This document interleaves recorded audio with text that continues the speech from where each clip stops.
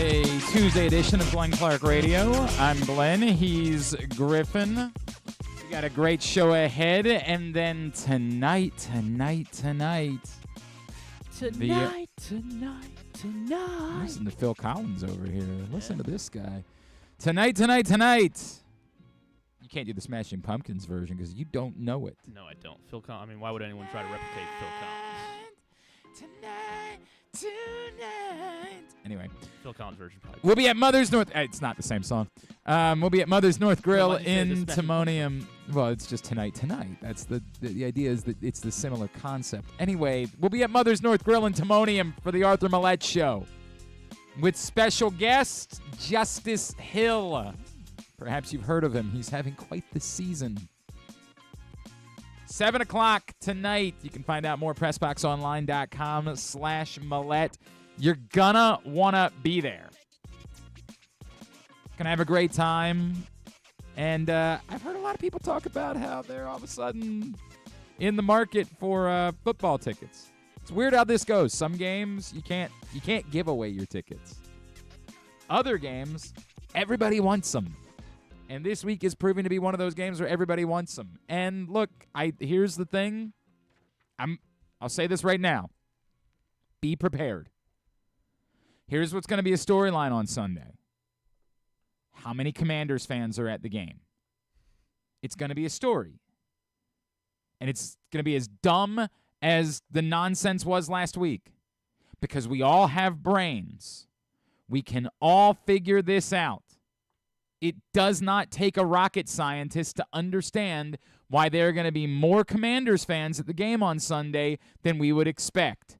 And as soon as you guys get into, Ravens are good, and you guys let these Commanders fans come in, because that's what you sound like, you know why it is. The reason why there are going to be more, and I'm not trying to suggest that they're going to take over the stadium, although, to be clear, that's what the Commanders fans in your life are going to say they did. There will be more Commanders fans because there has literally never been this amount of excitement about that team in decades. Obviously, there was the RG3 season. That's one. There has been this amount of excitement about that franchise one time in the last 30-plus years. So now combine an unprecedented level of excitement for the franchise with a geographical location. This isn't a game in Vancouver. This is a game just a few miles up the road. So you combine those two factors. Excitement unlike anything they have seen. Plus proximity to where they are. And prepare yourself. There is going to be a significant number of Commanders fans. Because here's the other side of it. Some of you that have Ravens tickets are going to start noticing the demand for the tickets this week, and you're going to say to yourself, could I sell my tickets and it might pay for like a third of my season ticket package, my PSL? Well, I just got to miss one Sunday afternoon, 1 o'clock game. That's it. I could miss one non-conference Sunday afternoon, 1 o'clock game, and you mean to tell me that I haven't even looked to see what. Why would anyone want to miss Jayden Daniels versus? Trust me, I get it. Lamb Jack. Who is that? What we're going with? Is that a thing? I said it once. Oh, that's all it is. I thought it was a really, thing. I thought you were trying to make that a thing. We're like, yes, old Lamb Jack. What the hell is that? Like, I have never heard that before. Yeah. So just let's take a look. Let's take a look for funsies. I was no. No? It's not. At least not in my price range. No? In the upper deck, you can get in for $365. Oh. So just $1 a day. Sorry, for the you can year, get in for $344. What are you talking about? But that's what I'm talking about. The demand continues. Those numbers keep going up. All of a sudden, oh boy. So be prepared. Ravens fans are going to end up selling their tickets for this game on Sunday. And with an unprecedented level of excitement from the folks down south, they're going to end up buying some of those tickets. And none of it means that there are bad fans or that somehow, my God, the Commanders fans are better. Holy F. We know that's not true. Everyone should know that's it not doesn't true. mean any of these things. What it means is anyone with a brain can figure this out if you choose to use your brain. But I do understand that we're a society that doesn't care for that. We would instead rather do things like this. Jesus Christ, this is embarrassing for Ravens fans. They can't. All these Commanders fans are. This is embarrassing. They're not a good fan base. Their team's. Jeez, that's awful. That's who we are as a society. The dumbest of the dumb. And it's everywhere. We genuinely, we are doing a bit as a society right now about how the government is sending the hurricanes. That's who we are. That's us. Whether you're one of those people or not, you have to own it. We are all part of the same society at this point. Sadly, this is a reflection of all of us. So I'll be the one. I'll scream into the void. When there's a bunch of Commanders fans at the game on Sunday, it ain't remotely a reflection of the Ravens fan base, of anything along those lines. It is a confluence of circumstances that make it extraordinarily logical that Ravens fans will end up selling their tickets at high dollar values, and a good number of them will be purchased by Commanders fans. Because here's the other part, and this is not a shot. This is, as my friend Ian Eagle would say, it's not a low blow. It's just a fact. The Ravens play games like this all the time. Differentiating this game from any of the other big games that the Ravens play is nearly impossible. But for the fans of the other team, they haven't had this. And again, that's not... If any of them tried to fight with me about that, they would be able to present zero evidence. This is Super Bowl. Yeah, I think you're right. This is the game. And yes, if you're a Ravens fan and you're planning on going, it'll be cool. You'll be like, hey, that's fun. That guy down there is pretty good. Like, this will be a neat little game. That's the reality. But is it bigger than the Bills game was 2 weeks ago? A team that you genuinely believe you're going to be competing against? Was it bigger than the Bengals game last week? Was it bigger than the Chiefs game? That's the reality. The reality is for the Ravens, this will be their 6th game this season, and it is either the 4th or 5th biggest game of the year. And I don't know whether it's bigger than the Cowboys game or not. At the moment, it certainly felt like the Cowboys game was bigger, but today at this point, it feels like this game is bigger, so I don't know how to compare those things. So we got 2 Steelers games. We got Bengals on prime I mean, time. I still don't know how good the Steelers are going to be, but it is still Ravens-Steelers. Yeah. We got the Bucks on Monday night. And by the way, the Commanders, if they keep playing like this, are also going to have many big games this season. Let's make that – I want to be clear about this. If they keep playing the way that they're playing, the Commanders are going to have a ton of big games this year. But this is the biggest as of now. Bar none. The biggest game that they have had in years. So prepare yourself. There's going to be a lot of Commanders fans in Baltimore on Sunday. Lots of them. And it is not a reflection on either fan base. It is a reflection on the circumstances. Hi, I'm Glenn Clark, and I approve this message. All of this, somehow I ended up going on about that for 10 minutes. My fault. All of that was really my way of saying, if you want tickets, and you're seeing how much they cost, you could end up with tickets for gratis. Whoa. Because if you come tonight to the Arthur Millette show, which is how I started this whole thing, it's on me. You hate Washington. Jeez. Is that what happened there? I mean, that's what I was picking up. What the hell just happened there? Tell me what I'm wrong about. I mean, you're not. Thank you. That's what I was trying to get to. Tonight for the Arthur Millette show, Arthur Millette, not Glenn. Glenn has nothing to do with this. I'll help him. But Arthur Millette is giving away his tickets for Sunday's game. I want to repeat that. Arthur Millette is giving away his tickets for Sunday's game. So worst case scenario, you come out tonight, you meet Arthur Millette, you meet Justice Hill. Seems like a pretty great night.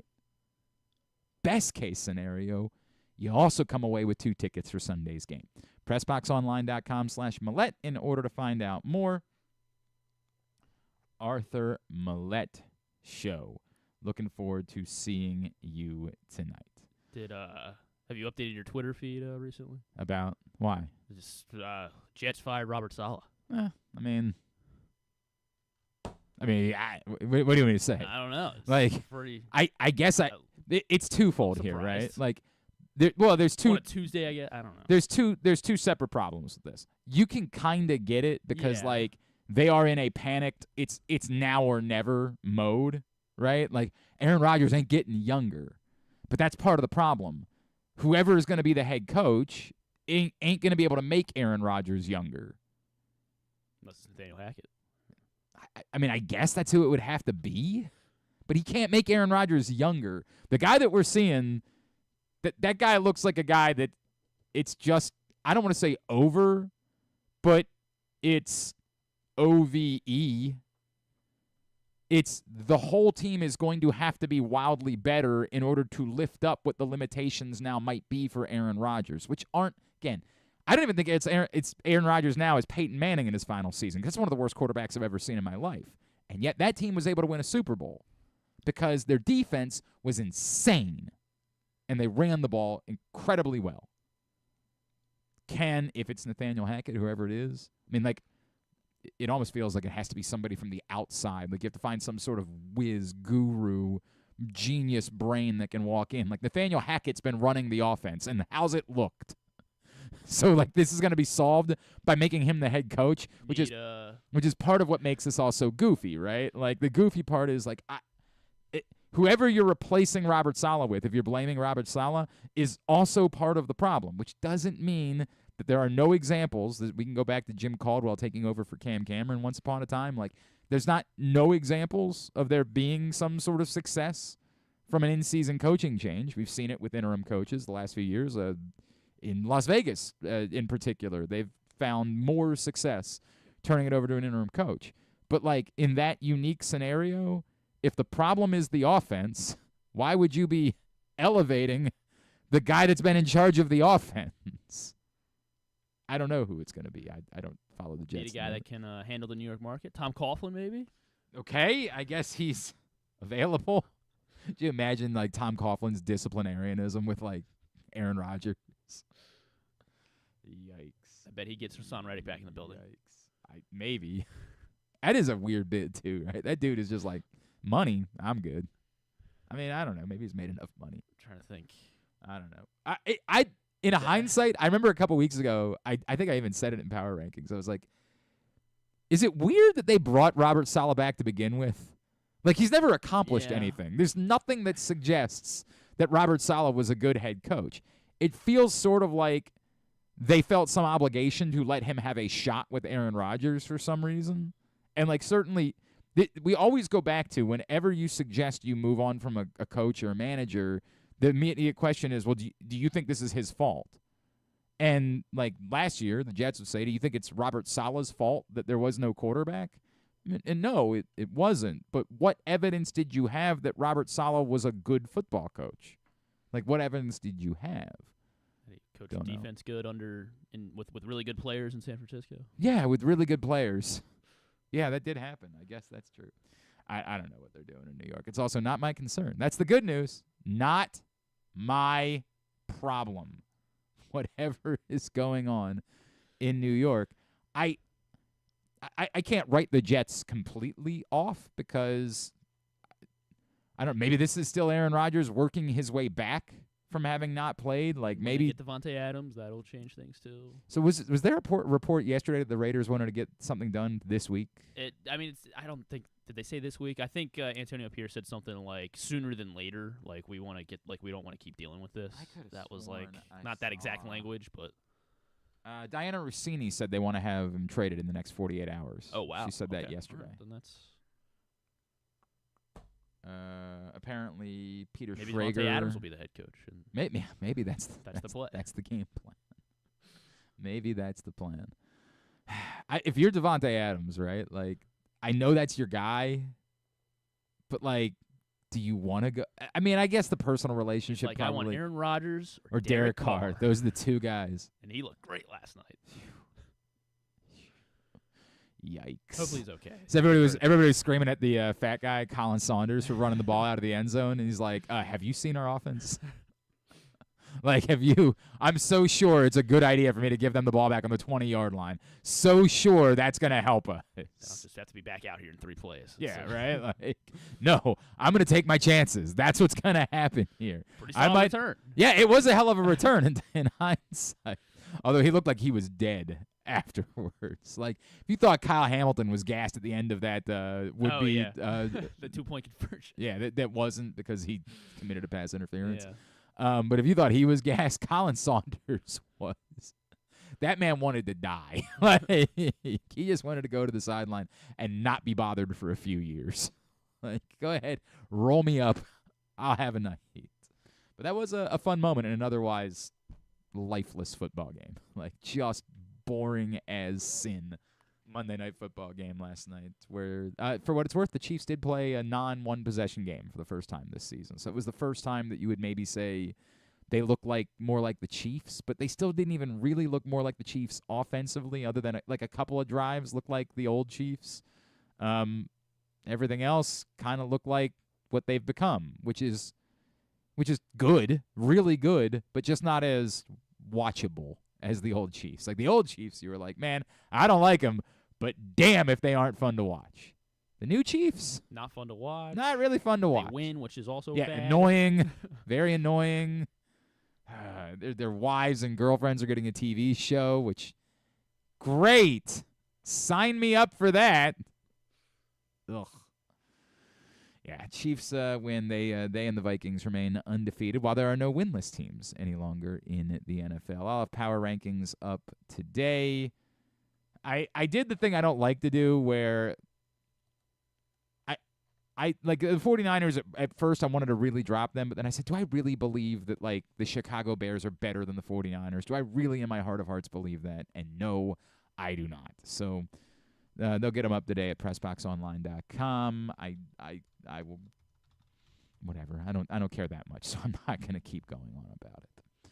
I'm trying to think if there was anything else. Oh, the baseball, at least the Yankees lost. We got that going for us, which is nice. Unfortunately, Kansas City got another win, so just sick of that city, honestly. I get it, but there's no ambiguity for here. Like I don't. This sounds like a very young person thing. There's no ambiguity for me about whether or not it's better for the Royals or the Yankees to win. There's no like, the Orioles did just lose to the Royals, and like, oh, I'm sick of No. One of them is the Yankees. I'm sick of the. I mean, yes, I understand think that. I'd like to see them get plowed in 4 games after in the ALCS. All good, right? Like the Tigers, that'd be. I don't know that I'm openly rooting for the Tigers. I mean, they're just a cute story. I get that it's like a fun story, but I can't tell you that I'm rooting for Padres them. Will take like that down. And I have no ill will towards the Guardians. Like what? Like that's a city that's been waiting for a long time. They can continue to wait. Well, I'm good with like. As long as their football team stays miserable, like I'm fine. They can have this. That's fine by me. I have no ill feelings towards the Guardians. I don't really have any. And I watched a little bit of that one yesterday. Obviously, Tarek Skubal was great, but then he left the game 0-0, and you're like, oh, they're gonna waste. Are they gonna waste the one Tarek Skubal start they're gonna be able to get in the division series? And that's gonna be that. And then, obviously, the 9th inning, 2 outs, 2 strikes. Like, it just looked like Clase was going to work his magic and get out of it, and then Kerry Carpenter hits the 3-run homer. I've got about, like, 11 tidbits on that pitch. Really? Yeah. How many 2 out, 2 strike? Yeah, well, so it's the it's the hardest exit velo that Clase has ever allowed in his career. Okay. Hardest exit velo of Kerry Carpenter's career. Is that surprising to me? I got to think about whether that's surprising to me. That's the hardest exit velocity. Only the third player in Tigers history with a go-ahead home run in the 9th inning or later of a postseason game. Okay. I mean, they're not exactly the first 3-run homer ever allowed by Clase in his career. In his career, wow, Yeah. That's crazy, man. That is crazy. First home run in over 1 year off of a left-handed hitter off of Clase. Last time was July 4th of 2023. I mean, this is just an epitome of swing hard in case you hit, make contact. That's really what that felt like, and it worked out. And it again, the one thing that I thought the Guardians had going for them, all you got to do is make it now they didn't score any runs, so let's make that abundantly clear. They were never winning that game. But in a world even where they had scored 1 run, you genuinely believe that the Guardians, if you can just get 5 innings, then you're winning. And last night, that wasn't the case. The first blemish that we've seen from the Guardians bullpen. So, yeah, that becomes a much more interesting series. Now, again, the Tigers can't go back to Scooble. There's not another bizarre day off in there, is there? They have it's day on, day off, day on, day off is a very weird way to start the division series. That's a psychopathic way to start a division series. But that's what they did. But now that they've done it, and that allowed Scooble to be available after pitching in the wild card series, but now they're off tomorrow, 2 games in Detroit, off. So I guess there's 4 days. So So they won't play again until they are doing. Right, it's off today. Then Saturday games game 5. The games Wednesday and Thursday, right, and then off. So I guess conceivably they could start Scooble on Saturday. I mean, yeah, Saturday. That would be normal rest. Yeah. Damn, that stupid 1 day on, 1 day off thing was such a gift for them. What a gift that was for the Tigers. That they end up in a game 5, they could start Scooble there. Wow, that is crazy to me, man. So yeah, that was what was going on. First time in the LDS history that all 4 LDSs are 1-1. That is kind of crazy. Yeah, that is kind of nuts, right? That is wild. Yeah. So the National League games today, and then tomorrow you get another 4-game day because the National League series are guaranteed to go to game 4s. So everybody's going to be playing tomorrow. So there's that. If that interests you. All right. Is that everything that happened yesterday? There was a press conference. John Harbaugh at a press conference. It didn't feel like there was anything significant that came out of that. He said Marlin they're optimistic. Oh, yeah. Yeah, that's a good point. Thank you, because I had almost completely forgotten about that from Sunday. Yeah, there was that tweet that made us all very scared that Marlon Humphrey was in a boot after Sunday's game, and it sort of came out of nowhere. We're like, what the hell? What is going on here? From Jeff Zrebeck. Harbaugh said he doesn't want to make any promises about Marlon Humphrey's status, but he said, quote, "I think we're in good shape," unquote. So,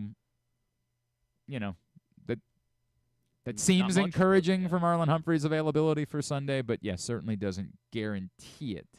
And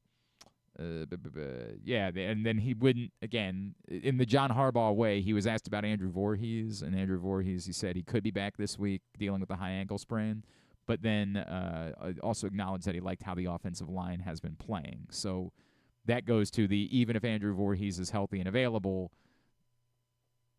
why would you rock the boat when things have looked pretty good for the last couple of weeks?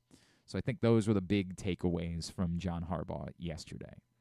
Coming up on the program today, in just a couple of minutes, Seth Walder from ESPN, their analytics and data guru.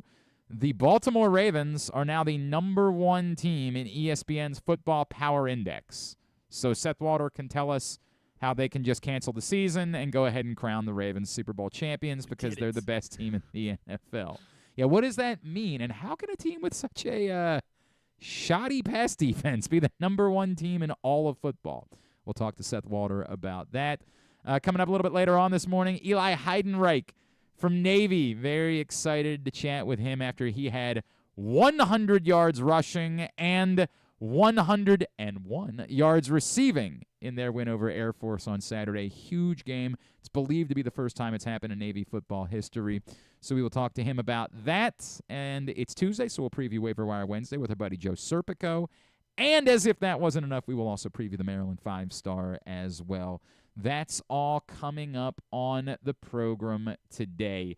Griffin, what's going on at Live Casino and Hotel Maryland? Every time that Baltimore's football team or Washington's football team scores a touchdown during home games this season, as we discussed, Baltimore is very much home this Sunday. Live Rewards members will be receiving $7 in free slot play. Whenever Washington or Baltimore is home and they score a touchdown, $7 in free slot play for Live Rewards members who have their Live Rewards card inserted correctly into the slot machine. Any slot machine on the floor has to be actively playing in order to receive your prize. But once they score that touchdown, $7 in free slot play. Valid for slot play only at Arundel Mills. Must be 21. Please play responsibly. For help, visit mdgamblinghelp.org or call 1-800-GAMBLER. When we come back in, Seth Walder from ESPN. He joins us next. It's Glenn Clark Radio.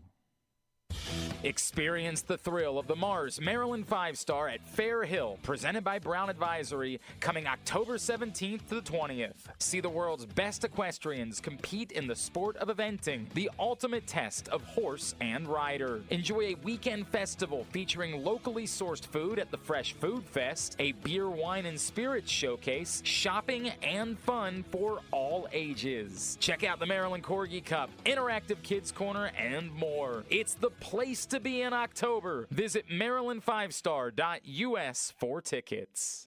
Treat yourself and taste the Baltimore tradition that is the legendary Costas Inn. Hey, it's Stan the Fan Charles. For over 50 years, the Costas Inn has been a Baltimore original, dishing out their legendary fat, delicious, award-winning crab cakes and steamed crabs. It's crab season, so sit back and crack some crabs while watching the Birds pursue another divisional title on Costas' 15 TVs. On Monday night, the Costas Inn offers their half-pound jumbo lump crab cake with 2 sides for under $30. So head on down to the Costas Inn today at 4100 North Point Boulevard or visit them at costasin.com.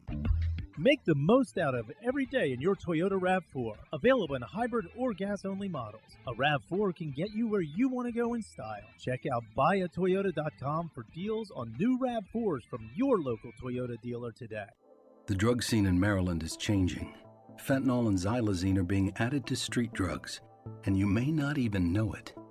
Xylazine is not even intended for humans, and fentanyl is an opioid 50 times stronger than heroin and contributed to over 80% of overdose deaths in our state. Anyone who uses drugs, even occasionally, is at risk of overdose. To learn more, visit stopoverdose.maryland.gov or call or text 988. The votes were all counted, and the results are official. Royal Farms was named #1 for food in the USA Today 10 Best poll, receiving more votes than any other convenience store chain in America.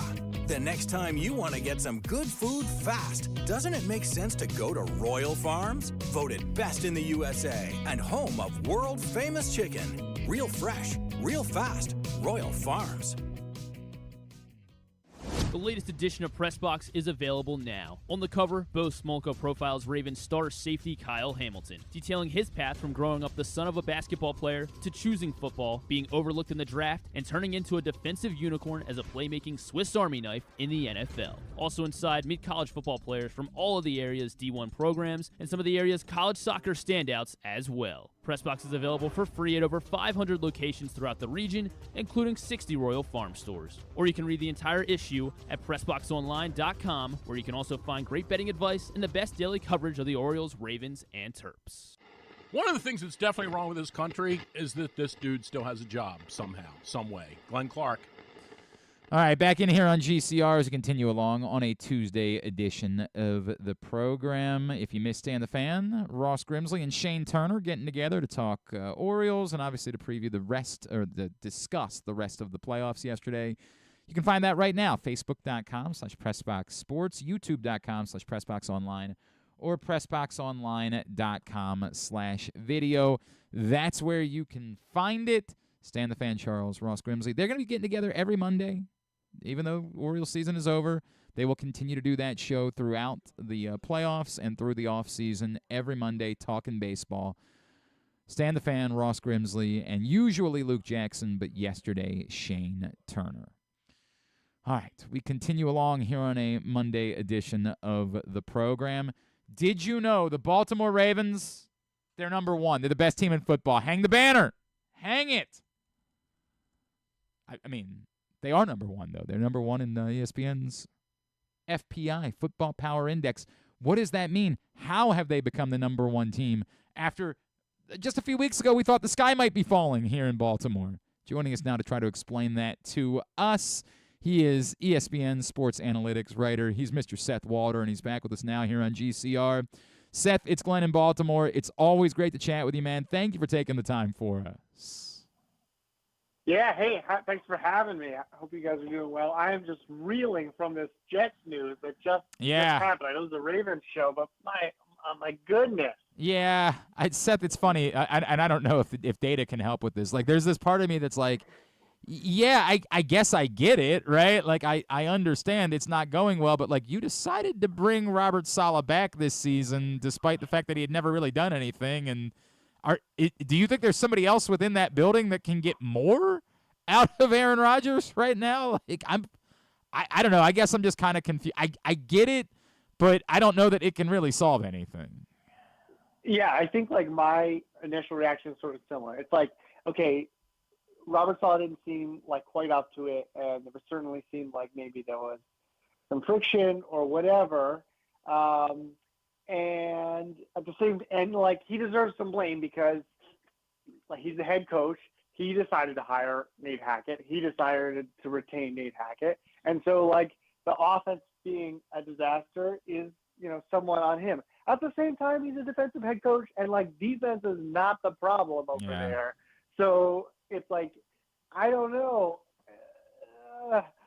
Wow. Yeah. It's stunning. It seems like a very New York thing. That's what it feels like to me. Like, the fans are up in arms, so let's do something. Like, okay, all right, and yeah, they. I think this is the first time Woody Johnson has fired a coach in season now. How about that? I believe. How about that? Yeah. All right. Yes, we are far more concerned about what's going on here in Baltimore, as you'd imagine, Seth. A couple, 3 weeks ago, we wondered if the Ravens might be, like, moving towards a free fall after they lost at home to the Raiders, which felt like it could be one of the worst losses of the entire NFL season. And now here they are, and they're the number one team in ESPN's Football Power Index. What's happened over the last few weeks that has changed the reality of the Baltimore Ravens? Well, I think that few things are happening. I mean, ultimately, like, their offense has really started clicking, and Lamar Jackson's obviously playing well. I think that the offensive line concerns that people had in the preseason, which were, fair, but have, obviously been reduced over time. And then the other thing that's happened is that it's not like we've been having runaway other teams that I think would be challengers. So, like, Kansas City is undefeated, but I think that they're barely behind Baltimore. Just to be clear, Kansas City's undefeated, but I think that they're a pretty flawed team in some ways. They have not been offensively the way playing, like, anywhere near what Baltimore has been able to do, and so I think, like, San Francisco has obviously dropped some games. Buffalo hasn't looked perfect. So, like, it's not like we have this runaway super team in the NFL. And so I think Baltimore is kind of logical. I think it's important to keep in mind here, FPI is forward-looking, and offense is more stable than defense. Okay. And so teams that have better offenses are going to look better in FPI because it's much easier to turn around your defense in season than it is to turn around your offense. And so that is coming into play here for Baltimore. I'm sure you were probably it was literally the next question that I was going to ask, Seth, which is very specific. How can a team with such a porous pass defense still be considered the best team in football? And I personally don't think that they're as bad as what the numbers have indicated and that they can figure that out, but the numbers are what they are, and we can't deny them. Like, they've been a really bad pass defense this season. So can you sort of flesh that out for us a little bit, why it is that despite that, they're still viewed as the best team in football based on FPI? No question, and the numbers bear that out, right? Like 25th in EPA per dropback allowed. It's just been a weakness, pretty clearly. I think that ultimately what the model sees is basically, like, what is the how do you put this? Like, okay, people say this thing like in stock advice, right? Like past performance does not guarantee future success, right? Mm-hmm. And of course that's true in football too. But past performance does give us a better indication of future performance on offense compared to defense. Yeah, better defenses in the beginning of the season tend to be better in the end of the season, but there's so much more variance that you can really have a situation where you could be the 25th best defense in terms of this thus far, and really turn it around later in the year. Defense is also very dependent on who you've played, and the Ravens have played the Chiefs, the Cowboys, the Bills, the Bengals. Yeah. Like that's I'm leaving out one big one here, but like in that they also played the Raiders, but like that's some really good passing offenses that you have to contend with, and I think Cincinnati is really underrated at this point. So like that plays a huge role in when we look at defensive numbers. You can often just say, well, who did they play? And that tells a lot of the story. I think that is happening in Baltimore. Well, it's interesting there, right? The Bengals, despite their 1-4 record, are still a top 10 team in FPI, and I think it speaks to what you're talking about. And Seth, I can't escape it. Like, even after Sunday, I come away saying, yeah, I still think the division somehow comes down to the Ravens and the Bengals. Like, I don't think that you have buried the Bengals despite the fact they're sitting here at 1-4. Oh, yeah. Cincinnati is like, they're almost a more extreme example of the thing we're talking about. Their defense has been even worse than Baltimore's, but their passing offense has been, I mean, like Joe Burrow has the highest QBR right now. If he finished the season at the same pace, he would have his highest QBR of his career by a mile. And so, like, they are the situation where, yeah, if their defense turn around, and we've seen them have good defenses at times in the past, then they could be a really dangerous team as well. And so, I mean, yeah, like I do think, and I do want to say, when I was talking about the opponent thing, right? Yeah. Like FPI is fully aware of that, right? It's judging you on your EPA per play, but given who you've played. And so it's fully aware of saying like, okay, yeah, you played the Chiefs, you played the Bills, you played the Bengals. It is accounting for the fact that the degree of difficulty basically there. Seth Walder from ESPN is with us here on Glenn Clark Radio, and it's interesting because I see that the Ravens have the number 4 strength of schedule so far. And look, they do have a big game obviously coming up this week against the Commanders, but it does, based on that number that follows, the model seems to think things ease up for the Ravens moving forward as their remaining strength of schedule is only 24. Yeah, right. I mean, it's not going to the stretch they've had is pretty rough. And you're going to have to play Cincinnati again. You're going to have to play Houston down the stretch. Washington is a tough game this week. Mm-hmm. But, like, I don't think that you're ending up facing any other teams that are, well, Philly could be dangerous. We'll see. But, like, you've got a lot of, Browns on there, Broncos. The model does not think highly of the Bucs and the Giants. Obviously Cleveland times 2. So, like, right. Those are all – they have a lot of winnable games on ahead. Yeah, and Pittsburgh, who is, like, almost the definition of what's difficult for this model, right? Like, the offense is awful. So, yeah. Like, but yet here in Baltimore, we're not feeling confident at all because we've seen this movie way too many times. It's just the way that it works. That is understandable. Yeah, and look, I can say it, and I really do. I genuinely believe the division comes down to the Ravens and the Bengals, but am I confident that the Ravens are going to handle their business against the Steelers? Not a chance in hell that I'm confident about that. Just not the way that it works. Did this need to speak to the point? For the 2 weeks leading into this week, we had seen the Ravens' rush offense just be dominant against the Cowboys and the Bills. For the model to end up reflecting the Ravens as being number 1 and having sort of a sizable advantage offensively, that's the part that kind of jumps out at me. Like, the 49ers, the only team that's close. Did it require the performance from the passing offense that we saw against the Bengals on Sunday?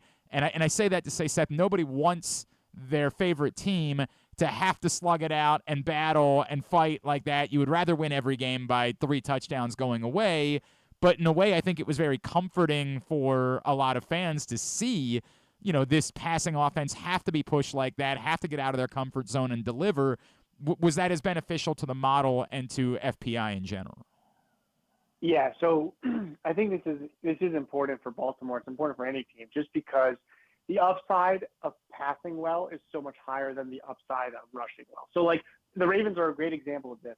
They are second in EPA per dropback. They are second in EPA per design carry. But their design carry number is plus 0.14, and their dropback number is 0.22. So what we're saying is that even though they rank second in both categories, their EPA per dropback is more than 50% more valuable than what they're doing on a per carry basis. Wow. And so and dropbacks include scrambles, right? So that that matters obviously, especially for the Ravens. But I think that just shows that you need to have that passing offense in order to give it that upside, right? If you're going to be able to overcome a defense that's somewhat of a liability or has been at least, then you're going to need to be able to pass effectively like the way they did. It looked really good. Obviously helpful that the Bengals defense is very bad. We acknowledge that, and that is certainly part of the story. If I could, and I know, Seth, that you can't possibly watch every play of every game, right? So I want to present a scenario to you, and I feel like we're going to get into the Bill Belichick conversation that he was having yesterday. There was something that happened late in the first half that really caught Ravens fans off guard, and I just wanted to talk it through with you. They had the ball with 3:23 remaining in the first half, leading 14-9, and they were faced with a 4th and 1 from their own 23-yard line, and John Harbaugh decided to go for it from his own 23-yard line. And converted, right? They ran a tush-push play with Charlie Kolar under center. It worked out. And all's good. But then, after an incomplete pass, they were faced with 2nd and 10 with 55 seconds left. They decided to run the ball, which feels like that's sort of like the give-up moment, right? All right, we tried. It's not working. We're on our own 25-yard line with 55 seconds left. We'll hand the ball off. We'll just make sure that Cincinnati doesn't see the ball again. And they gained no yards on that play. And so coming up was 3rd and 10 with under 50 seconds remaining. And John Harbaugh took a timeout and set up to throw the ball on 3rd and 10 in hopes of getting the drive going again after having run the ball on 2nd and 10. And again, I know that I just gave you a lot of information that I'm sure you weren't paying. But, I'm looking. Does that feel as incongruent and as insane to you and what you know about analytics as it did to all of us who were watching it, as ultimately they failed to convert on 3rd and 10, gave the ball back to the Bengals with 40 seconds left, and they went down and got a go-ahead touchdown and the ball back to start the third quarter? It does. They must. It does feel incongruent, like you said. I'm trying to, Is it possible they felt really good about the play call? I'm watching the run right? play. They're running the running play, right? So they're running this draw into a light box, and they're moving the man in motion to come be a blocker. So you're trying to set up. So they're trying to set up this situation where it's Baltimore, Cincinnati thinks there's no way they're running the ball. Yep. And then they're going to have a mismatch in terms of number of blockers. And so you're hoping that you run this play and you can get 10 yards out of it. Yep. But I agree with you that I think that's a pretty hard sell. It's just as good as you might feel like that is, I don't know that you can have the confidence that makes sense to do those two things. It's funny. I like that. It's an odd one. Seth, it's funny because I said that. The charitable way of looking at it is to say they really genuinely believed that run play was going to work. But my follow-up would be, once it doesn't, once you end up gaining no yards on that play, doesn't it require you, if you're going to call that play, to think through, hey, if we end up with 0 or negative yards here, we're going to have to adjust our way of thinking. It is not a high likelihood, not to say they can't convert 3rd and 10. Obviously, teams convert 3rd and 10s all the time, but the likelihood of converting 3rd and 10 seems like it's so low that the thought process should change at that point. Yes, I agree with you. That's almost the one benefit of rushing is to say, right. Hey, well, at least if this doesn't work out, we're going to make them burn a timeout. Yep. Or if they're too scared, then we'll just let the clock wind down. Which is like you're right. Like that is the benefit, because you're sort of like fear, I guess, at this point. And I wouldn't prescribe to this, but it would be like, oh, if we pass, incompletion, now it's 3rd and 10, they have all their timeouts. And yeah, I think that's a weird one. Not gonna lie, I think you're right. It left a lot of us scratching our heads, right? Like, and I try to be, like, I get that it's tough to be the head coach in a football game. Like, I try to give the number of times that we complain.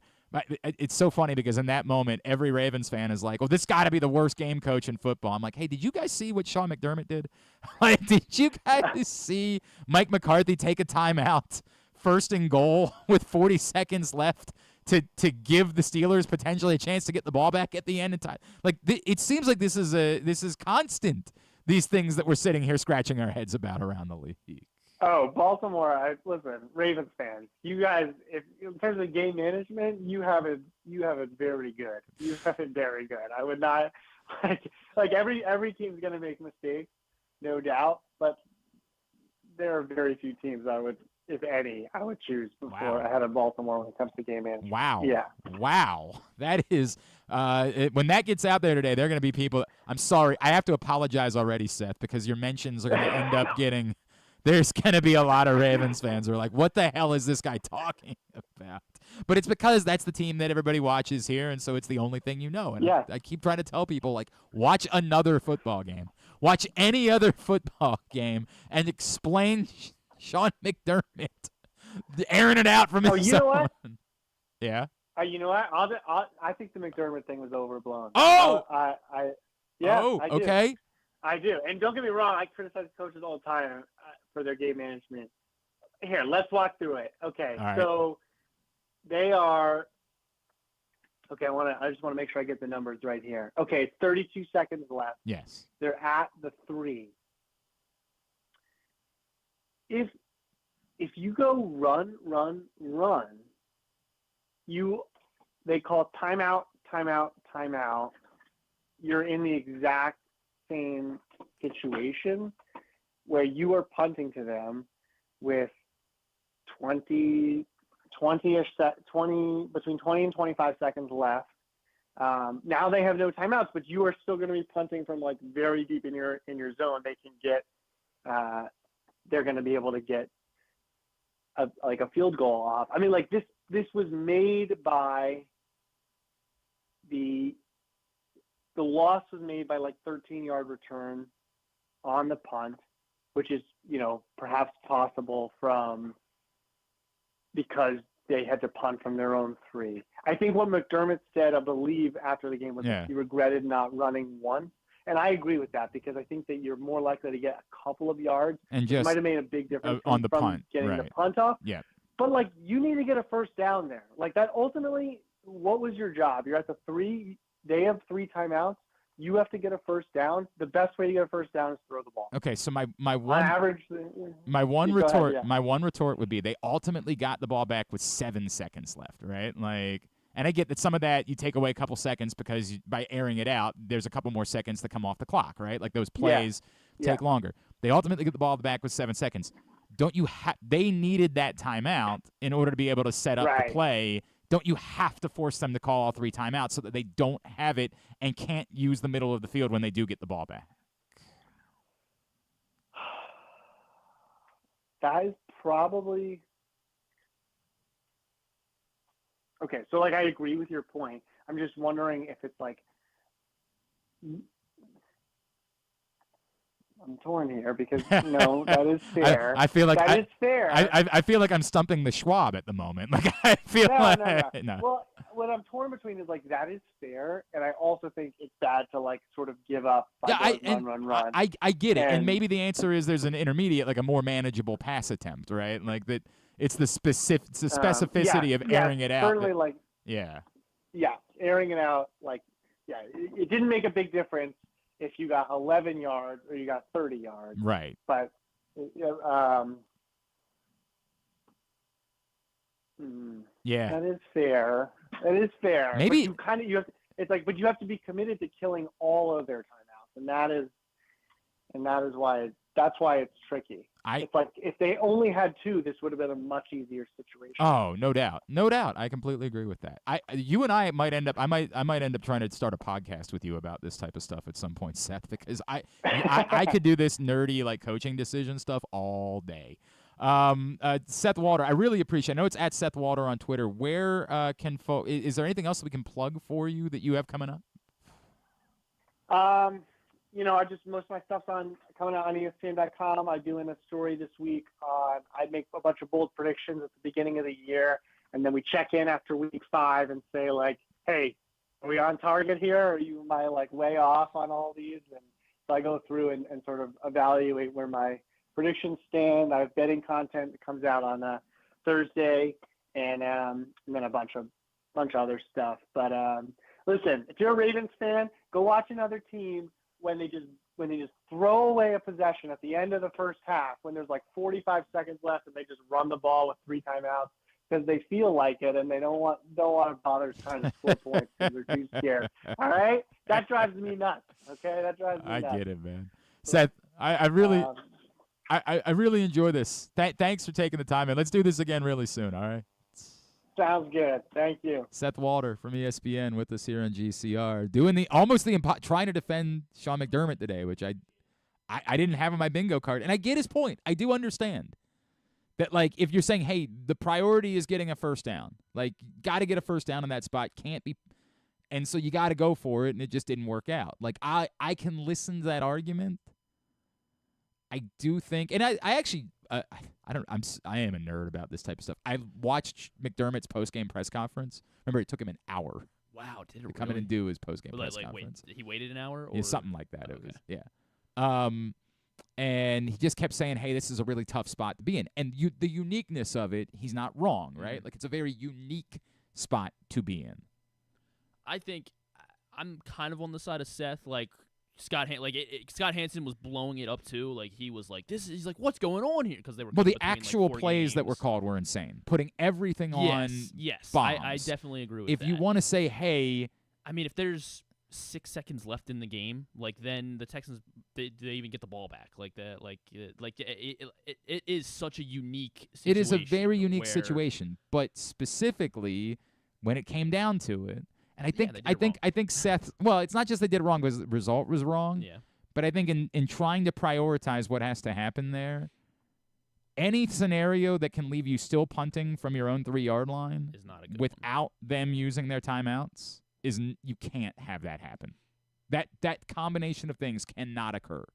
You have to have breathing room for the punt in order to be able to get more hang time on it. And you've got to have them use their timeouts. So you got to run it on either first or third down. At least. Yeah. And to me, it's more like I'm running it on first down, and then let's see what happens. Right. Did the Bills have timeouts at that time? Or they have none? None? I don't remember. I guess. I mean, like it's you run it on first down, and then the Texans don't take a timeout, and then both sides just wave the white flag and go to overtime, which. Obviously looks like a much better result for the Bills. The Bills had 2 timeouts left. They did? Okay, yes, so I definitely am in.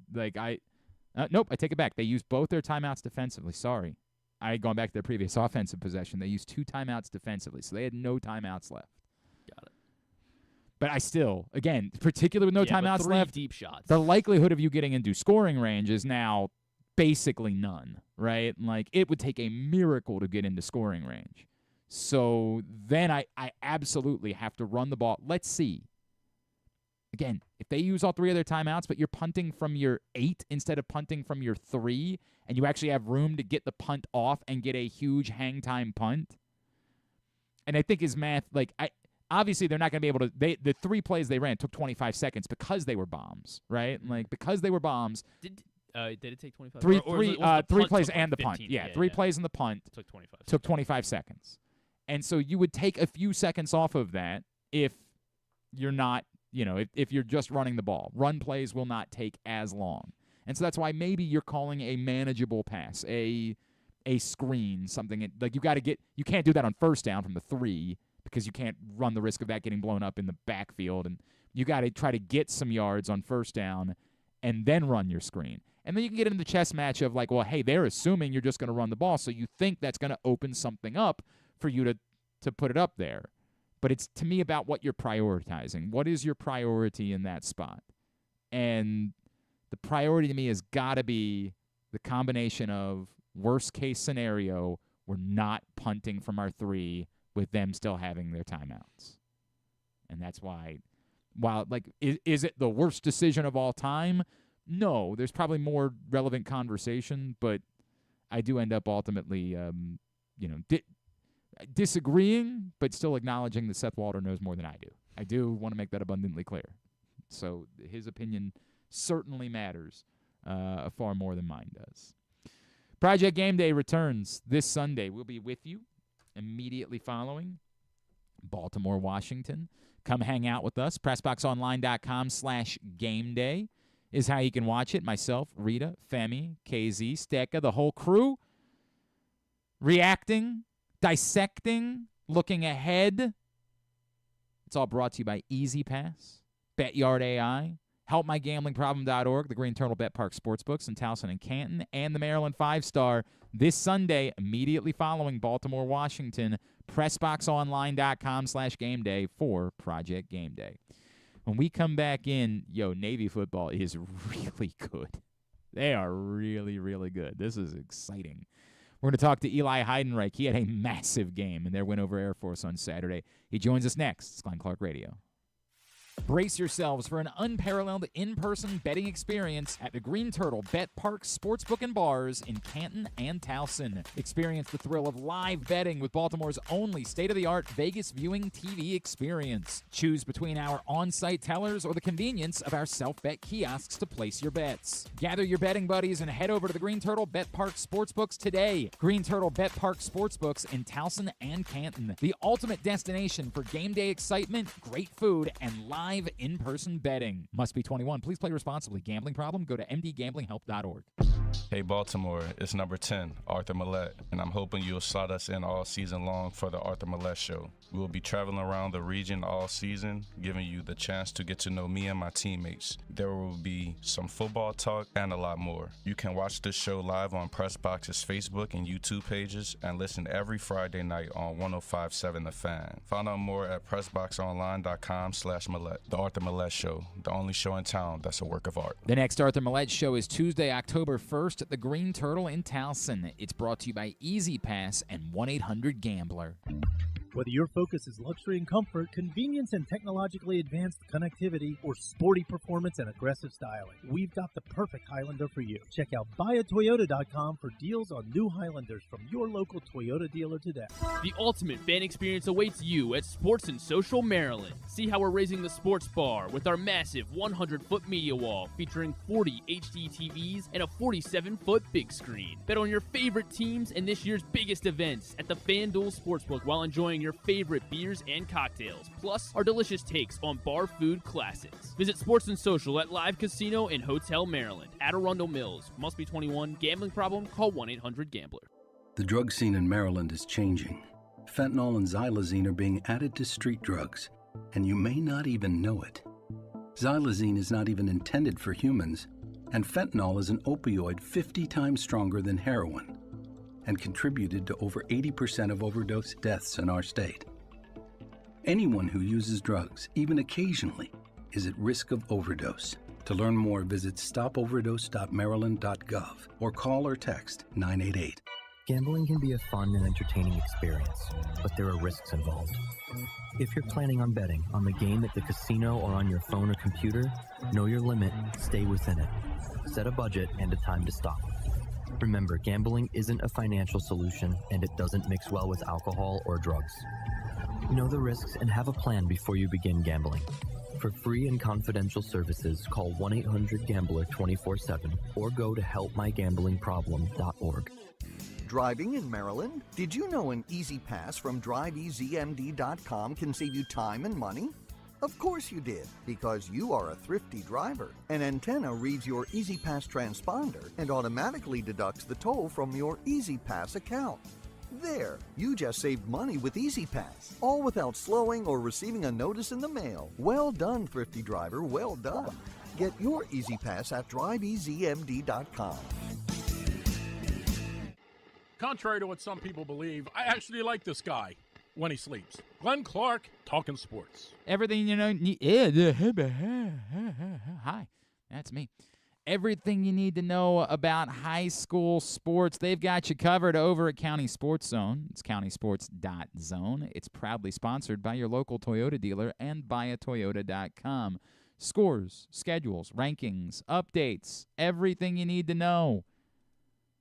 And not just like for MIAA football, or they've got it for every sport, every school throughout the state, private and public. It's all there. countysports.zone, proudly sponsored by your local Toyota dealer and buyatoyota.com. Had to do this a little bit earlier on because of his very busy schedule. That's the way it works at the Naval Academy. We work around their schedules. They're more important than we are. Eli Heidenrich coming off a huge win and a big performance right here on GCR. Navy, of course, coming off a massive win out at Air Force on Saturday. They've got the bye this week before they return home to face Charlotte. All our next guest did on Saturday was go for 100 yards rushing and 100 yards receiving in that big win. He is Navy slot back Eli Heidenrich, and he is with us this morning here on GCR. Eli, it's Glenn in Baltimore. It's great to chat with you, man. Congratulations on a great win. Thank you for taking the time for us. Yes, sir. Thank you for having me. Absolutely, man. Hey, Eli, if I could, can you take me back? You find out Drew Cronick's coming. He's bringing this wing tee offense with him. Are you excited about it? Are you nervous about it? Are you wondering what your role is? And how has it worked out so well that it has been the perfect marriage for you in this offense?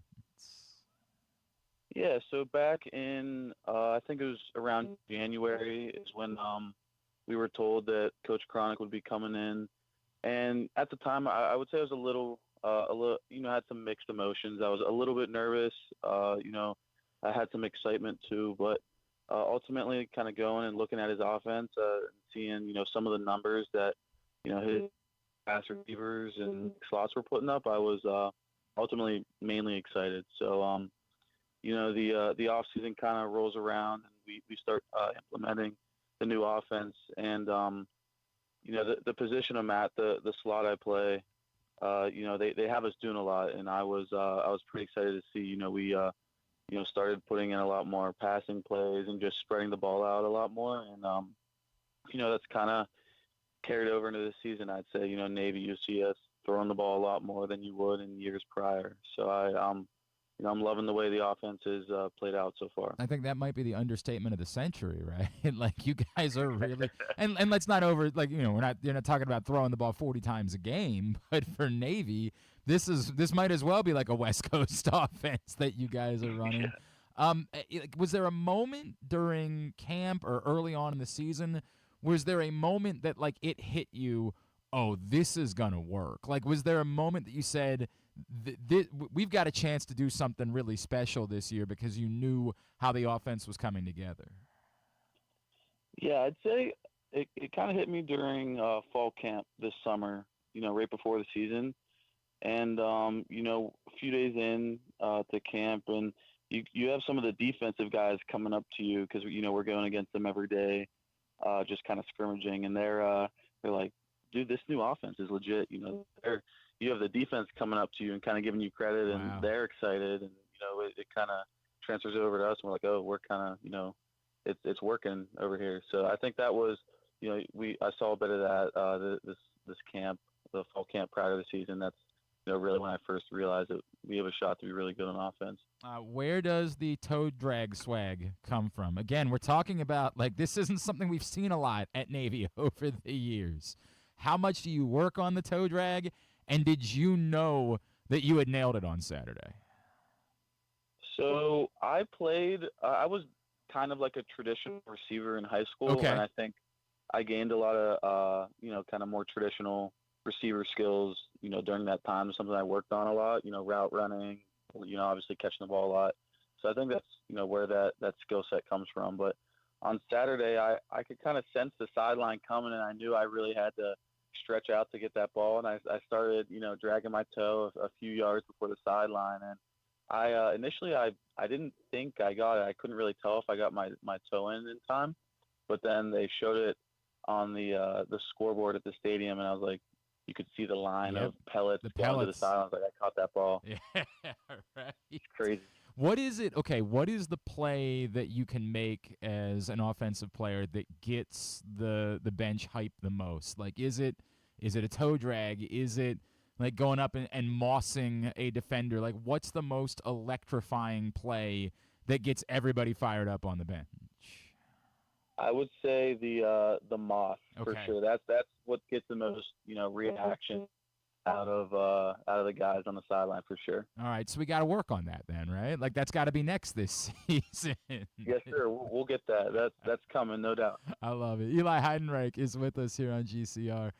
Eli, the frustrations of the last couple of years, and particularly against Air Force, and obviously in the Commander-in-Chief Trophy. I know, you guys are. We'll talk about not choking on the sugar. I know you guys have bigger goals moving forward, but how significant, how important was it for you guys to go get that taken care of, erase some of those frustrations, and remind everybody that this is what Navy football is all about? Yeah, that's kind of what we talk about in the offseason as a program, is those two teams, Army and Air Force. It's something that has been frustrating. Oh, Eli, I think we lost you there for a second. You still there? Yes, sir. Can you hear me? Yep, got you back, man. No worries. You were talking about how frustrating it's been. Yeah, it's been frustrating personally. I've never beaten up until last Saturday, beaten either of the two service academy teams. So, kind of just all off season thinking about those losses just, fuels my teammates and the coaches just to, keep pushing and gives us something to work towards.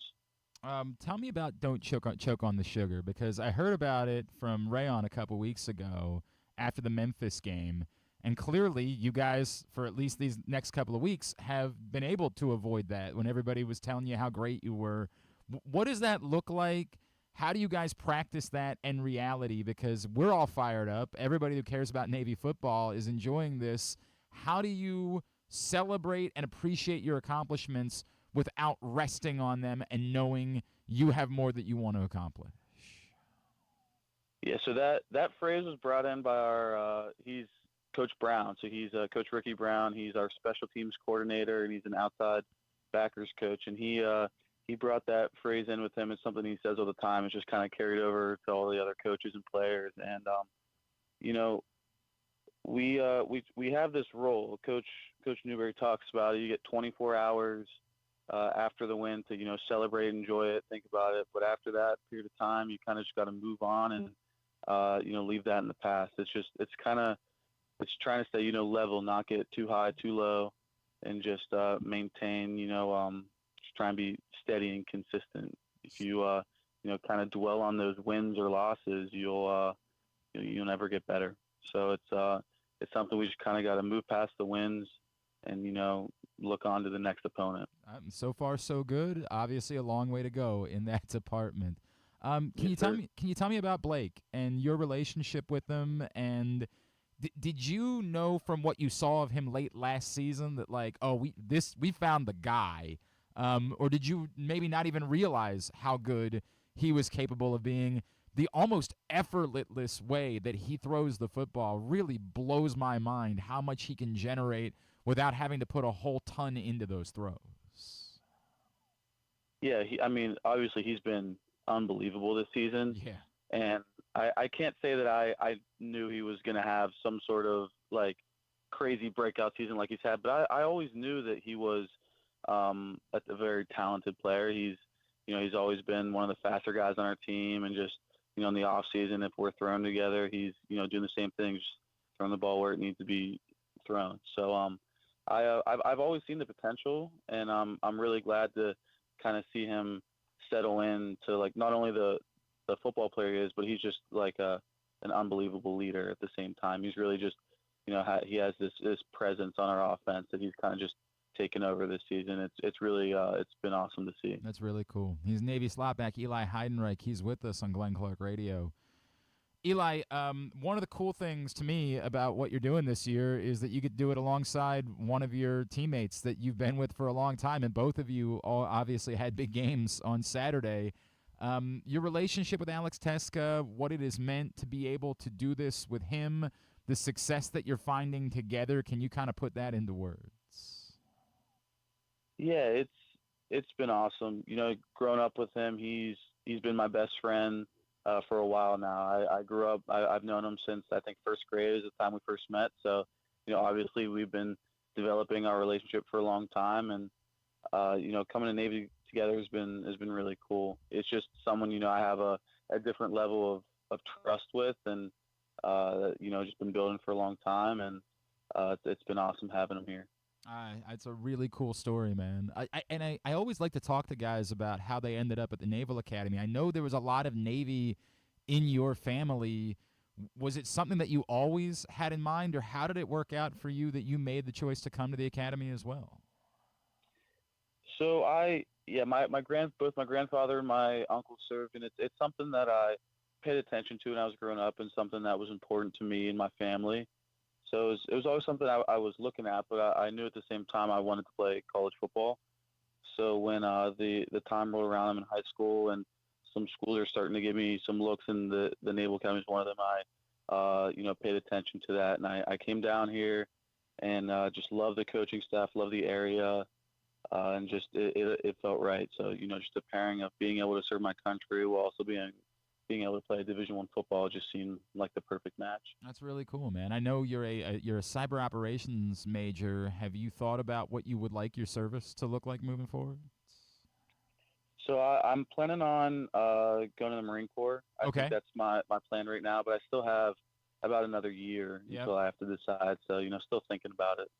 I mean, look, man, first of all, we need to say thank you for that commitment, right? Like, that is an incredible thing that you do. And I think it also is such a testament to, like, that's what's on your plate. It's funny because I'm thinking about you guys having a bye week, right? And, like, everybody else in college football, bye week is like a chance to, like, really rest and get – and then I think about you guys and what bye week looks like for you.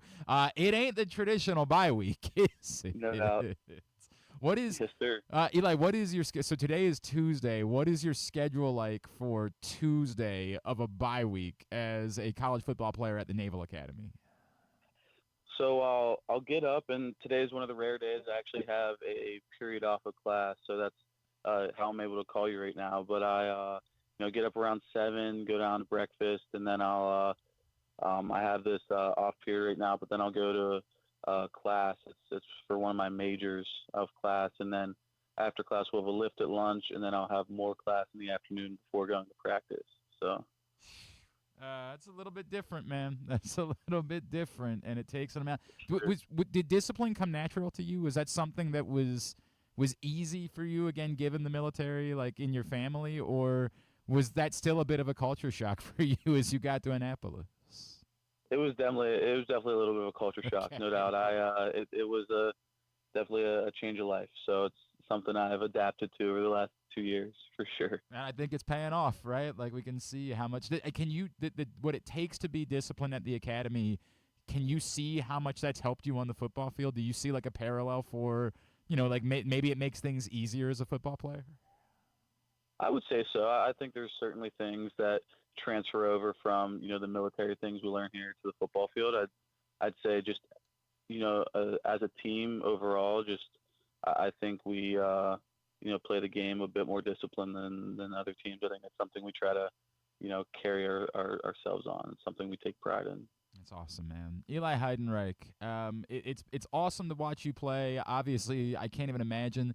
Like, what are the vibes? We'll wrap with that. Like, what are the vibes around this team? You say you guys aren't choking on the sugar, but I got to imagine it's still fun, like, when you show up, when you know on both sides of the ball how good your football team is. Yeah, it's honestly, I would say since I've been here, it's the first time I think we've had a lot of excitement surrounding our team. Yeah. The last 2 years obviously have not been great, and it hasn't, it's been below the standard of Navy football. And I think, we're kind of back to where we were in years prior. And I think that's really exciting, not only for us as a team, but, for the Brigade of Midshipmen and just the town of Annapolis. I think some people are, coming with us and are really getting excited around our football team, and that's cool to see. And it's around the state. I can promise you that, too. More and more people are getting fired up and telling me about their plans to get to Annapolis or, get to New Jersey for the Notre Dame game. They are yes, sir. They're all in. It's at E Heidenrich 44, correct, on Instagram and on Twitter that folks can give you a follow? Yes, sir. Eli, congratulations, man. What a fun show that was on Saturday. May there be more 100 games in your future. That would be incredible. First to ever do it at Navy, and may it be something that you do with regularity. Really appreciate you taking the time for us this morning. Best of luck as you move forward. Thank you so much, Eli. Yes, sir. Thank you for having me. It's Eli Heidenreich with us here on GCR, and our resident Navy football fan, Brian Powell, was just texting with me. Yeah, we can't confirm definitively yet that he's the first to ever have 100 and 100. It's just that, they believe at the moment that he's the first. They're still combing through every record book they have to see if they can't find anyone else that might have done it previously. So, but we believe the first to have had a 100-yard receiving, or one 100-yard rushing and 101-yard receiving, but 100 game in Navy football history, which, in fairness, there haven't been a lot of 100-yard receivers over the years in Navy football. So it makes it particularly remarkable, really, really incredible what Eli Heidenreich did on Saturday. And, yeah, they're in great shape, 2 games away from a showdown against Notre Dame. Up in New Jersey, they got to get through Charlotte first, and they continue to talk about not choking on the sugar. Today's show also brought to you by the print issue of PressBox. You got 1 week left. Time is ticking. If you have not picked up this print issue with Kyle Hamilton on the cover, go get it now before it's gone. Daddy gone. The love is gone. And then coming next week, a new print issue of PressBox that will have a bit of a college basketball theme. See if maybe Stan wants to tell you more about it this Friday when he's in here doing the show with Griffin. But college hoops themed to the new print issue of PressBox, which will hit newsstands next week. So you want to make sure that you get out and pick that one up when it is available. I did see that Navy, I think it was somewhere between 26 and 30 in both the polls, as far as they don't, it's a goofy bit because it's only a top 25 poll, so you can't say you're the number 29 team in the country, even though you're 4th most among those receiving votes. It's just not the way that it works. But that's about where they were. I want to say they might have been a little higher in one of the polls than they were in the other poll coming out of last week. Some consternation among Navy fans, seriously, what do you have to do in order to sneak into a poll? What? All you're doing is going out and pasting everybody, and you beat Memphis, who what does it take for someone to be like, hey, yeah, maybe we should rank them? Maybe they should. Now, it doesn't really matter right now. What really matters is the goals that are in front of them, winning the league, winning the CIC trophy. And if those things come together, then obviously getting into the playoff would be really, really significant. But that's still a bit of a ways away, that possibility. I saw UNLV took their first loss over the weekend. I actually watched a little bit of that game. Syracuse. It was an overtime game on Friday night. Ended up being a hell of a football game. And I can't remember the name of the running back from Syracuse he was down. The game was over. They called a 4th down play that was a stretch run to the outside, and he was bottled up in the backfield and managed to, or maybe it was a screen pass. I don't remember. It was to the left side. I remember that part. And he was tackled in the backfield, broke through it, and went down and scored as Syracuse went on to was it LeQuint Allen? That's exactly who it was. Okay. I'm so glad you brought that up. And he had another run in overtime where you're like, dude, this guy is a man that you're talking about here. So UNLV falls from the ranks of the unbeaten. That doesn't mean, as I said before, Boise State already has a loss, and yet I think right now they're the favorite to get the Group of 5 spot in the playoff. So one loss probably doesn't take you out of the running, but obviously it's tough. For Navy, if they don't beat Notre Dame, that's their one chance to get kind of a statement power win this season, as good of a win as Memphis should be. That's their one chance to get that sort of separating win, whereas obviously Northern Illinois already has that type of win over Notre Dame. So there are other teams that will have wins over power conference schools that will. So maybe they'll have to be looking to Coach Ken to do him a favor when San Boise State plays at Oh San yeah, Jose sure, State right? Yeah, in November. Yeah, real solid that they'd be asking of their former coach to go ahead and take Boise State out of the running. Well, I guess has Boise State played UNLV yet? No, they play UNLV in 2 weeks. So Or there you at go. UNLV Like as that well. that ends up being a really big game.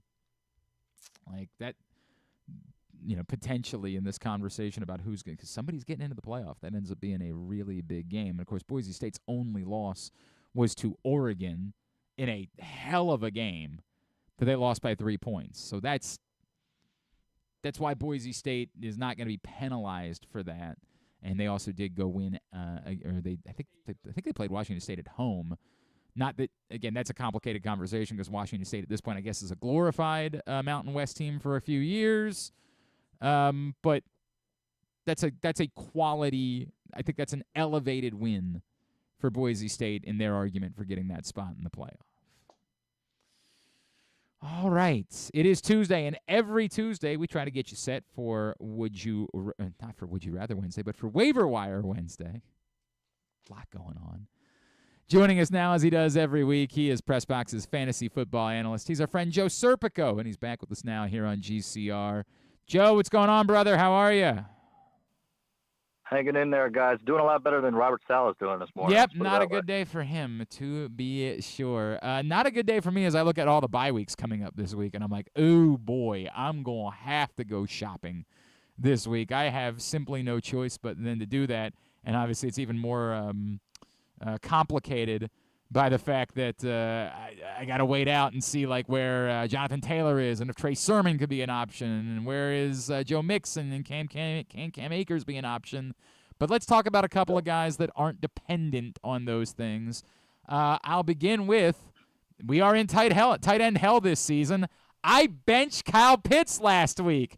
Yay! That was super smart.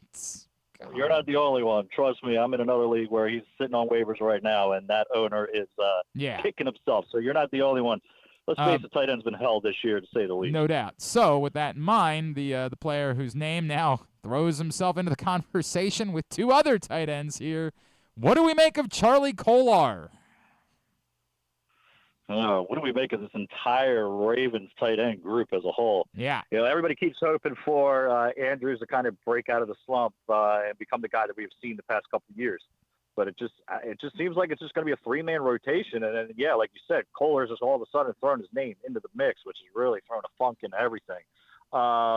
It seems like just based on the snap counts that it's still likely as going as the number one tight end right now. So that's kind of made me really push Andrews down in my rankings and kind of bump likely ahead of him. But in the case of Kolar, I don't think we can expect him to be fantasy relevant. Let's face it, we can't get Mark Andrews to be relevant. To hell with Charlie Kolar at this point. I think the only guy you can start, and it's not even a confident start right now, is Isaiah Likely. This is what a wild scenario we're in. All right, let me go to running back for a second because I mentioned those couple of guys that I don't think there's anything else, like nobody that popped off this week. I guess maybe we talk about Tank Bigsby a little bit, but I feel like he's like I think it's hard to think that he's not owned in most leagues. He's outside of actually to be surprised. I think he's available in like 70% of leagues. Really? Truth be told. Wow. Yeah, I was actually dumbfounded. I know on ESPN it was like over 90. Every other one it was like closer to 70-ish. But yeah, he's a must grab immediately. I kind of mentioned him a couple of weeks ago that it kind of seemed that it was tilting to his favor, at least for the early down work and goal line stuff. And then this past Sunday, it kind of seems that it's kind of come to fruition. ETN only had 6 carries for 27 yards compared to 13 for 101 and 2 scores for Bigsby. Now, ETN is still the guy on passing down, so he is still getting the playing time, and he actually is still getting more playing time than Bigsby.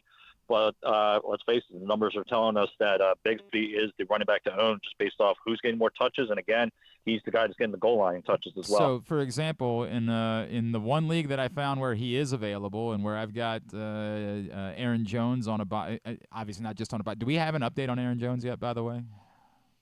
Yeah, that's kind of one of those because I have Aaron Jones in another league too, so I'm kind of glad he's on a bye, so I'm not kind of forced to see how things play out here. I'll just hopefully he gets healthy and he's back the following week. But yeah, as somebody who, like I just mentioned, owns him, I do think I'm going to put in a small little claim for Chandler just in case, even though Chandler did not look that effective when he was out there this past week, but he has had bursts here and there where he has looked okay. But I think there's a reason why we started to see Aaron Jones become like the true backfield leader there.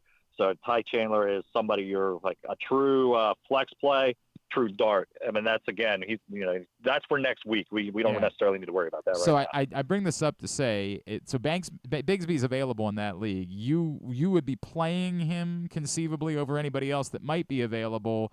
How much are you putting in fab-wise to try to get Tank Bigsby? I've got $92 left. You got $92 still at this point in the season. Yeah. I mean, he looks like it's his job. Let's face it. So I would go somewhere as high as like 15, 20 because it looks like it's his, and he's a starting running back now. And let's face it, we've reached that time of the season. We kind of roles are being more established. We are now figuring out what's going on in Jacksonville, like we're talking about here. So you want to start a running back. He's your guy. Let's face it, he's somebody that I know I'm going to try to throw some big fab money on just because I'm in a situation now where my two starting running backs are just Chuba Hubbard and DeAndre Swift. I need some kind of backups behind those guys. What other running backs are you interested in? I guess we should talk about Tyron Tracy, right?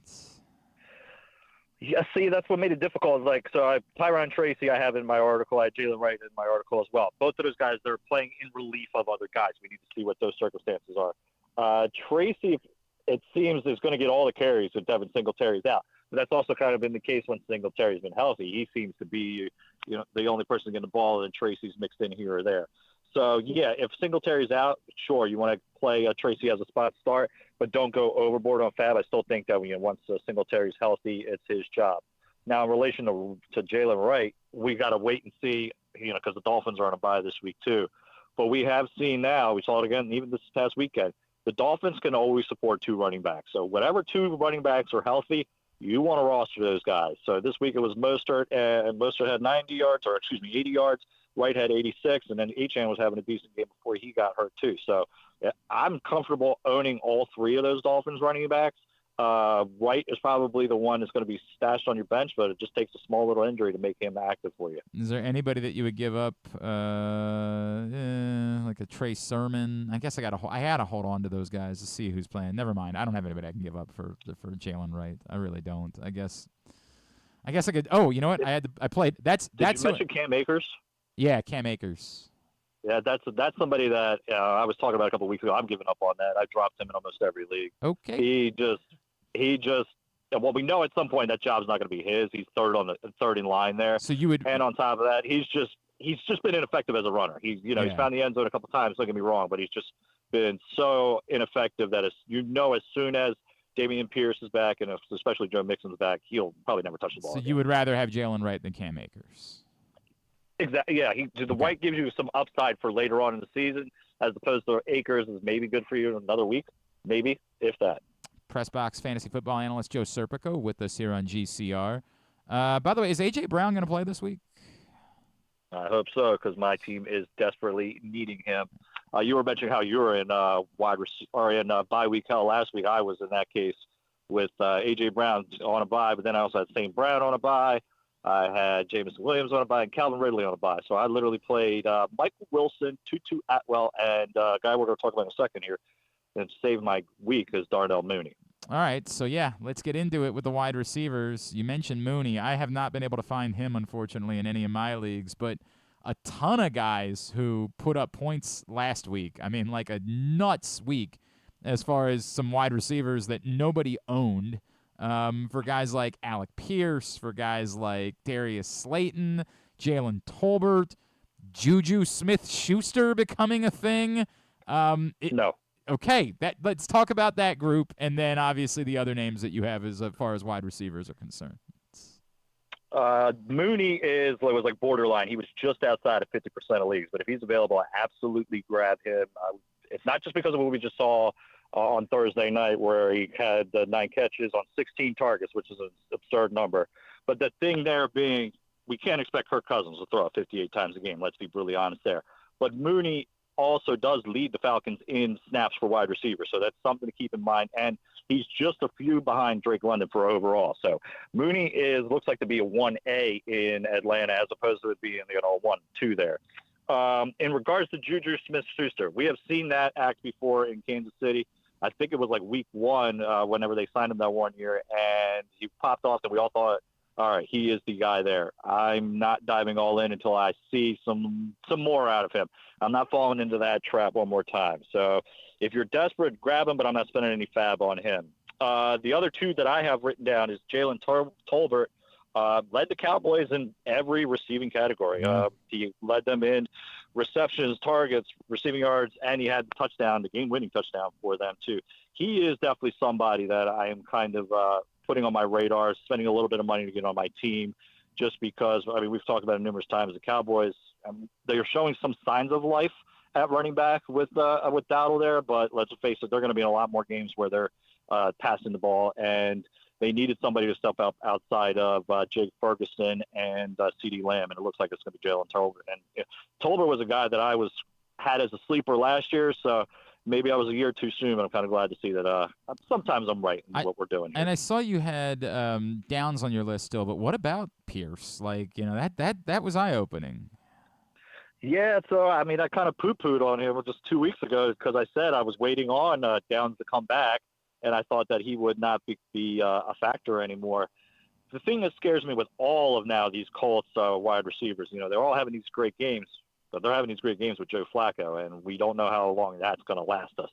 Anthony Richardson can come back this week. I think the conversation about Flacco being a starter somewhere is a topic for another day. Mm-hmm. But, that's what scares me about all of those guys, even Michael Pittman. I'm a little bit hesitant to go too crazy on, how much I love him in the rankings, just because, as long as Flacco's there, they're going to produce. But when it's Anthony Richardson back there, it's ugly as a passer. Let's just put it that way. I still envision that one that he threw in the end zone a couple weeks ago that was just so bad. Like, I think that's stuff you see in backyard football you don't expect from an NFL quarterback. Yeah, I hear you. I think that they almost have no choice but to play him. Like, that's the unfortunate part. I agree with that. All right, so now I want to talk about quarterbacks because I have continuously picked the wrong ones, right? Like, I started Sam Darnold last week, and, that was not so good. Do we viably believe in Caleb Williams now, or do we say, hey, he played Carolina, let's settle down on all of that? Do we talk about Bo Nix? Is that a conversation that we're having? Like, I'm a Jared Goff guy that keeps waiting for more Jared Goff, and I know he was on a bye last week, so it's hard to judge, but, like, I don't know what to do in the leagues where I don't have Jayden Daniels. Well, the only rookie quarterback I feel confident in starting is Jayden Daniels. Yes, we saw a good game from Caleb this week, but you mentioned it. They were playing the Panthers, and while the Panthers' offense is kind of stepped up in recent weeks, that defense is still atrocious. In regards to Bo Nix, it's nice to see some progress there. He does look like he's getting a little bit better, but again, not a guy that I'm not starting him over Jared Goff. Let's just put it that way. We keep talking about this, I feel like, every week, but Jared Goff is one of my ride or dies going into this year. Yeah. And after has it been 4 weeks? It hasn't been everything we've wanted, but I still think we've got time to rectify that. Just because we were talking about in the offseason, I just like how much basically he plays at home in that dome, and then every other game that he seems to play is in a dome as well, where the Lions seem to thrive. So I'm still big on Goff, and I'm not ready to start any of those rookie quarterbacks except for Jayden Daniels, who even this week, I think that's going to be a fun game to watch between him and Lamar. Yes, it should be a very, very fun game to watch, but I'm not sure where we're at. Go ahead. What about Daniel Jones matching up with the Bengals this week? Oh, Daniel Jones. I feel like we get once or twice a year, Daniel Jones seems to pop up because he has that one game where you see what the Giants might have saw, years ago when they honestly paid him a huge contract too. But if I'm looking at my fantasy lineup and Daniel Jones is my starting quarterback, I'm a little bit nervous. Now, if you're in a super flex league and, he's your option there, I'm truth be told, I'm still a little bit nervous. But that's the only way. Really that's the only way I'm starting him. Like the last 4 weeks, his numbers have been really solid. I still don't think he's the guy, but like, damn, I've definitely done worse. Like I'm like looking. I just keep looking at my. And this is going to be – I'm in this one league where there's no bench. Like, it's literally 4 spots on the bench, so you're going to have to drop players during bye weeks. And this week with golf on bye, I picked up Aaron Rodgers. So that was fun. Ooh. Yeah. So I'm looking at that quarterback group, and I'm seeing Kirk Cousins and Daniel Jones at the top, and I'm like, don't I want one of those two guys over – like, I'm only going to be able to have one quarterback on my roster. I'm going to have to release both Rodgers and – probably Goff. Like, that's just if I'm going to pick somebody else up, right? But, like, don't I want Cousins or Jones in this moment over those guys? Cousins, I mean, I think we're going to start to see – Cousins looked like – I don't want to say back to his former self, but, he looked decent back there. He didn't look as stiff this go-around as he did literally just a couple weeks ago. So I do think that what we were kind of projecting the Falcons to be in the offseason – I think we're going to start to see that start to come to fruition a little bit. There's between everybody we just talked about, it's between Cousins and Goff for me. I'm still leaning Goff. But, if you're in that situation that you just talked about, where you have to essentially drop a guy, out of all those guys, yeah, those are my two that I'm kind of going with, Cousins or Goff. No, you're making it difficult on me. I don't care for that. All right. What else is on your mind as we head in towards Waiver-Wire Wednesday? Start to think about the handcuffs. That's why I've been including them into my waiver wire picks every week. There's no point. We talked about, let's say, a Jalen Tolbert or Josh Downs. But if you have, let's say, 4 or 5 receivers that are solid, and you're never going to play, let's say, a Josh Downs or Jalen Tolbert, or being bye weeks, stash away a Jalen Wright that we just talked about. If Braylon Allen's out there, definitely stash away him. But go through that list of guys that I have there, and then just keep them, yes, you don't get any return right now, but those are what I call lottery tickets by the end of the season when eventually injuries will play a factor and you still have some running back help. In the league where I'm going to – in that no bench league, I'm going to drop – I need a wide receiver for this week. Would you drop or would you drop I'm dropping Aaron Rodgers for one of these guys, Tank Dell, Tyler Lockett, or Tolbert? Tank Dell, Tyler Lockett, or Tolbert. Give me Tolbert because he is the number 2. Lockett looks like he's become the number 3.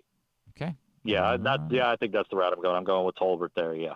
All right, very good. At Joe Serp is how you follow him on Twitter, and, of course, you can see all of his stuff at PressBoxOnline.com. Joe Serpico, appreciate you, buddy. We'll talk to you again next Tuesday. Absolutely, guys. You take care. That's Joe Serpico, PressBox Fantasy Football Analyst, with us here on GCR. Yuck. Yuck. I feel that way every time we do this segment. I'm like, God, I hate this. And then we get into bye weeks. It's what it is. It's just what it is. Today's show, Joe Serpico, in fact, is always brought to you by Live Casino and Hotel Griffin. Every time that Baltimore or Washington's football team score a touchdown during home games, Live Rewards members will be receiving $7 in free slot play. You have to have your Live Rewards card inserted correctly into the slot machine, any slot machine on the floor. But once Baltimore or Washington scores that touchdown, Baltimore home this weekend, so make sure you get there. $7 in free slot play for rewards members who are playing during those games. At Mills must be 21. Please play responsibly. For help, visit mdgamblinghelp.org or call 1-800-GAMBLER. Indeed, even though I said there's going to be a lot of Commanders fans at the game, it is a home game for the Baltimore. I guess it's technically, you could say it's a home game for both teams. So whether you're a fan of either one, you can go to Live on Sunday and enjoy that. All right, so we are like within 10 days of a huge event here in the state of Maryland. As coming up, not this week, next week, you're going to want to descend upon Cecil County and Fair Hill for the Maryland 5-Star. Joining us now to tell us a little bit more about the 5-Star, she is a world-class equestrian. She is Savannah Fulton, and she is with us now here on GCR. Savannah, it's Glenn in Baltimore. It's great to chat with you. Thank you so much for taking the time for us this morning. Of course, excited to chat about my favorite event. Savannah, so I know that this year you're not competing, but you have competed before. Can you take me through, as someone who's based here, like what it has meant to you to have this event here and to have had the opportunity to compete? It's incredible. I mean, growing up in Maryland, competing at Fair Hill over my lifetime, to see so many people come together to put on such a huge event and bring so many spectators and competitors from all over the world. It's an honor to have everyone here in our backyard. And I think you can speak to, like, so we know there's like the world class, the 5-star event, but that's not the only like competition that's going on. It really is a major weekend for the entire sport. For sure. So not only is there a 5-star, there's also a 3-star. And then they also have the Young Horse Championships for 4- and 5-year-olds. So you can sort of see the development from little babies at 4 years old all the way up through, the oldest horse at the competition is going to be 18 in the 5-star. Wow. So you can really get a feel for how we bring them up and how we produce them. And it's really going to be exciting. Savannah, I went out for the first time last year, and I remember going and taking a look at the cross-country course and seeing some of these jumps and just thinking, like, this looks insane. Like, this looks like you have to be Evel Knievel to be willing to participate in this type of event. Now, again, I say that as someone who clearly has no experience having done this, although I will tell you that I am married to an equestrian. Okay. But, like, I say that all to say, is it as crazy as it looks to me, or within the world are you guys like, yeah, we do this. This isn't all that nuts? It depends when you ask. I don't think there is a settled stomach to be had on Saturday morning before the cross country. Having said that, this is the pinnacle of the sport. This is the very best of the best. This is higher than the Olympics.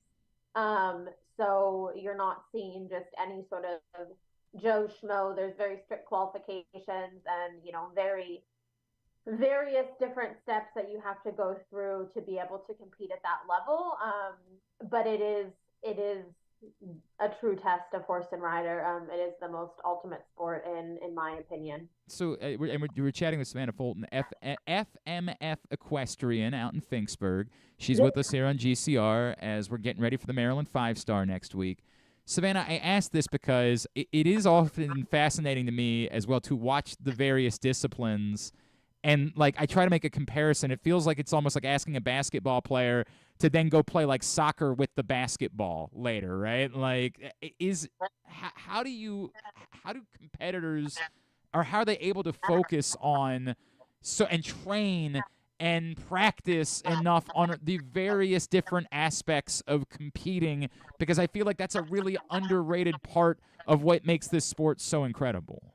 1,000%. It's, you really have to be good at compartmentalizing, and it sort of brings a whole new level to the meaning of, jack of all trades. Not only do they have to be really good at one thing, but, for the dressage, it's a little bit counterintuitive to the cross country, which makes them a little bit tired, and that can make, the show jumping even more difficult.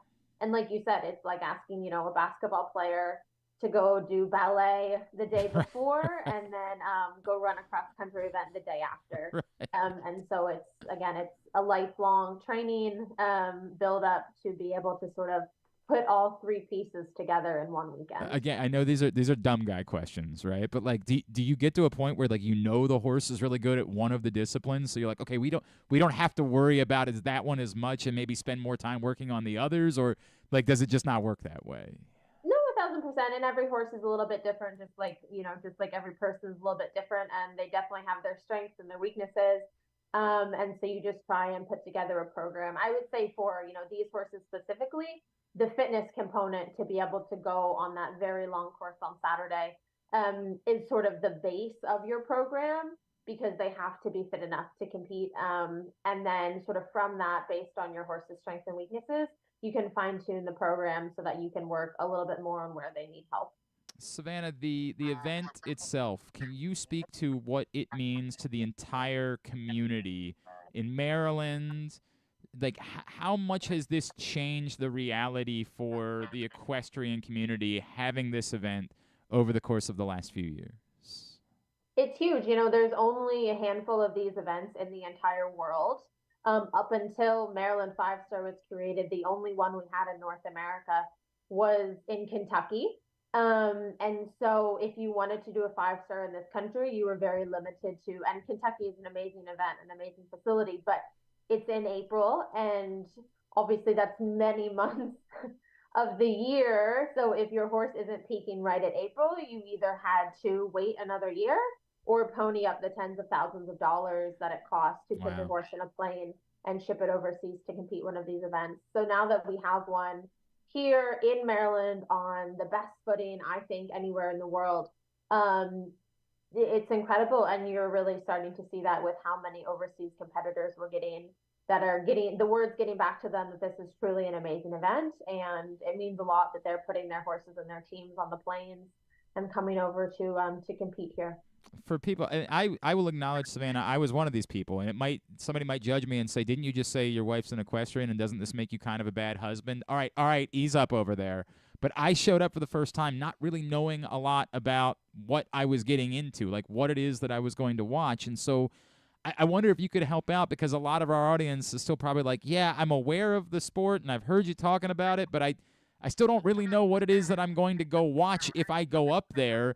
Can you kind of give some advice, some tips to folks who have thought about it, who want to check it out, but don't know, like, hey, what day should I go, and what should I be looking for, things along those lines? For sure. I would say, if this is your first time experiencing this kind of thing, Saturday is going to be the day that's going to capture you and take your breath away and make you go, what the hell is going on here? These people are crazy. These horses are incredible. And that's, very outdoors. That can be as much or as little walking as you want. But the track is huge. It's beautiful. It'll be that sort of the adrenaline day. Friday and Thursday are going to be the dressage days. That's a little bit more like the dancing days. If you appreciate the finer things in life and like watching nuanced performances, that's sort of going to be for you. And then on Sunday, if you really like sort of the nail biter, it's all right in front of you in the grandstand. You see one person after the next come through, and that's really sort of the edge of your seat. It's fast paced. It's wild, and everyone really cheers for each other. And I will say too, like, eventers as a whole love talking about their sport and love explaining it to people. So if you're new to the sport and you're not quite sure what's going on, look around, grab someone who looks like they know what they're doing, and say, hey, can you tell me what's happening? And they will talk your ear off for the rest of the day. And give you a better idea of how to follow what it is that you're seeing. That's a really good point, because I do think it can be intimidating for people, but that's a great point. That there's a lot of people that would love to tell you more about the sport. Probably more than you'd like to hear about, but they will tell you all about it. I can understand that too.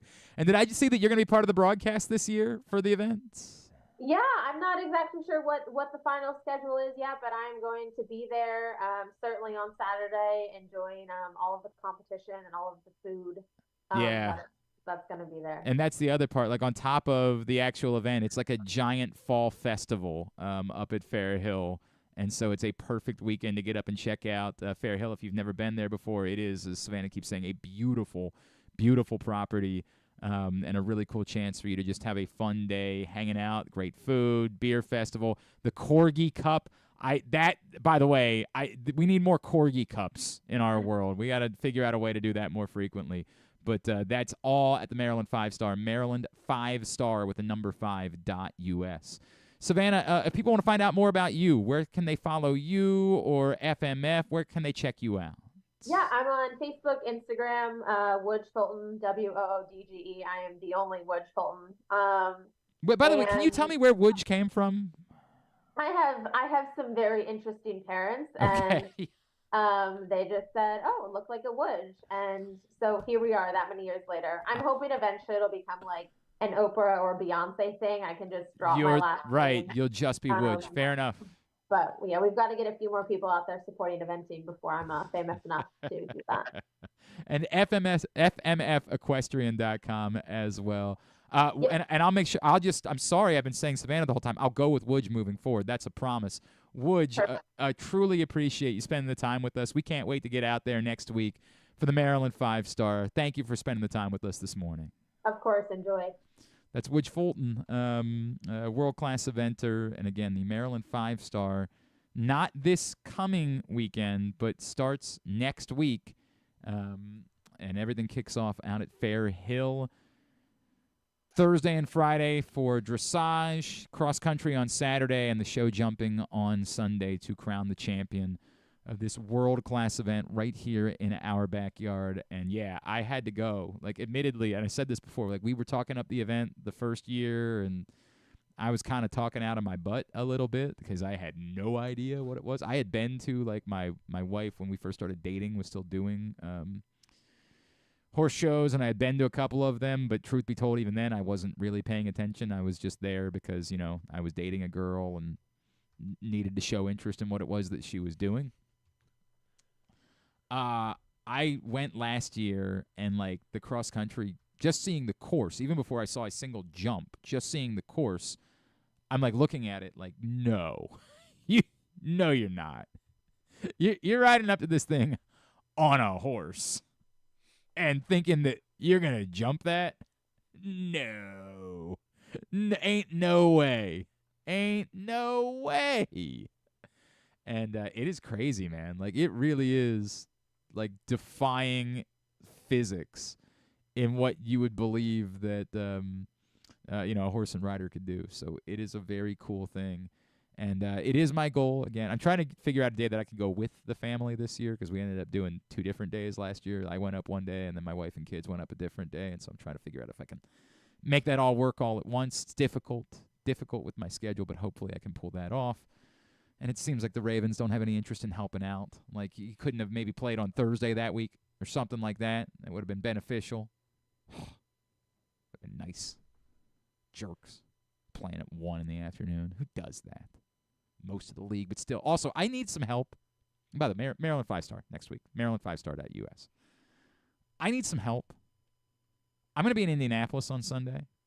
The Colts are playing on CBS at the same time, so the television in my hotel room will not have the Ravens game on. There are some other websites that I am aware of that, like, I can use, but if somebody has a different strategy or, like, would be willing to let me borrow their Sunday ticket password for the day or something like that, so I don't have to. Because the only thing about those. Oh, what do you have? I have YouTube TV. You have YouTube TV? But do you pay for Sunday ticket? It's not Sunday ticket, it's YouTube TV. But they. Yeah, so it goes by location, so it's gonna. Yeah, that's. Yeah, you have to have the Sunday ticket. I think it's the same thing. I think it's wherever you are. I think I would need, like, a VPN in order to do that, which, again, I know can be done, but I don't really know how that works. So I need some help in that department. Look, I'm going to be fine. I'm going to be able to watch the game because, again, worst comes to worst, I use one of those websites. I don't want to use. I could go to a sports bar. That is also an option, although because we do Project Game Day right afterwards, I would prefer to you do a not, sports bar. Yeah, just race down to the hotel room as soon as the game ends. I guess that's possible. I mean, you have your little headset. So also, I would assume that everybody at the bar would be watching the Colts game, and I'd be like the jerk that'd be like, hey, can you put the volume on the Ravens game? Like, I would assume that would be the awkwardness of it. True. Yeah. Look, I will have a plan, but if one of you... 1 week free trial, maybe, that we can get of a Sunday ticket? I don't think they offer a 1 week free trial. I think part of the math of how Sunday ticket works is... Part of the ripoff that is Sunday ticket is doing this. That you don't get... I think that's the reality. I think that's the. So look, I know people deal with this. I know this is not new. I am certainly not the first. And ultimately, like, I will do whatever I've got to do. But if you have any suggestions because, again, the NFL doesn't want to just let you watch the games. It's the damnedest thing where they're like, we have this product, but you can only see so much of it. That Jayden Daniels, Lamar Jackson matchup that everyone is excited about, and sorry. Sorry. You want to pay a lot of money, you could pay. If there was like a norm, if you could just pay like $3.99 to get the game, I would just do that, right? Like, I would happily just do that. You all right over there? Yeah, I don't know what's happening to Griffin. What are you allergic to? Nature. Apparently. It's just a nice sunny day today. Exactly. If that was an option, if you could just pay $3.99 to get one game, like, I would just do that on Sunday. But silly me for thinking that would be something that the league would want to do so that more people saw their product. Like, just what a thought. What a thought that would be. Any advice that you have, any legitimate help that you can provide, I would appreciate. If not, sorry, NFL, I'll be using one of them websites. Just the way it's going to go. We did have some sports trivia last night, by the way. Oh. I'm trying to think of how they worded these. Disappointed I wasn't there for you. No, I handled I handled it just fine. We'll see. Yeah, I handled no problems whatsoever. Yeah. In fact, I already forgot one of them. See? Oh, damn it. That's why you needed me. Well, I got it correct. Number one, okay. Yeah, Dikembe Mutombo. Where did he go to college, and what country was he from originally? This is why we needed you. This is why we needed you. He didn't go there. Mm-hmm. He went to Kentucky. Definitely did not go to Kentucky. Fine, he went to Florida. He certainly did not go to Florida. He went to Texas. Oh boy. I might give you 10. You can have 10 and he's guesses. From Nigeria. No. Jesus. By the way, somebody else on the team tried to talk me out of the correct answer. Like somebody who's not a sports person. Who? I don't know who. My friend Brad. My buddy Brad, who's our movie guy. Yeah, okay. And why did Brad think he knew? Brad, I wrote down the answer, right? And immediately I said, I think it's this. I don't know that. And then Brad said, but dude, isn't it blank? And I was like, why do you think that? And he was like, I don't know, because a lot of people are from there. I said, okay, well, thank you for nothing. That is of no help to me whatsoever. He's from the And then Congo. again, he is from the Congo. Yeah, I knew Look that. at you. I knew that. Look at you. You did get that one. I wrote it down, and then Brad said, dude, isn't he from Kenya? And I was like, why do you think that? And he said, oh, no. And then I swear to God, like 90 seconds later, he's like, but dude, like, he's probably from Kenya. I'm like, is this what we're going with? And they kept saying, dude, do you have a reason to think that? Because if you do, tell me, and I'll listen to you. But if not, and I'll still overrule you, but my gut is the Congo. So I got that part right. You were 0 for 3 on colleges. Yeah, because he went from the Congo to Gonzaga. Yeah. 4. Because he went then to UConn. 5. Duke. 6. Carolina. 7.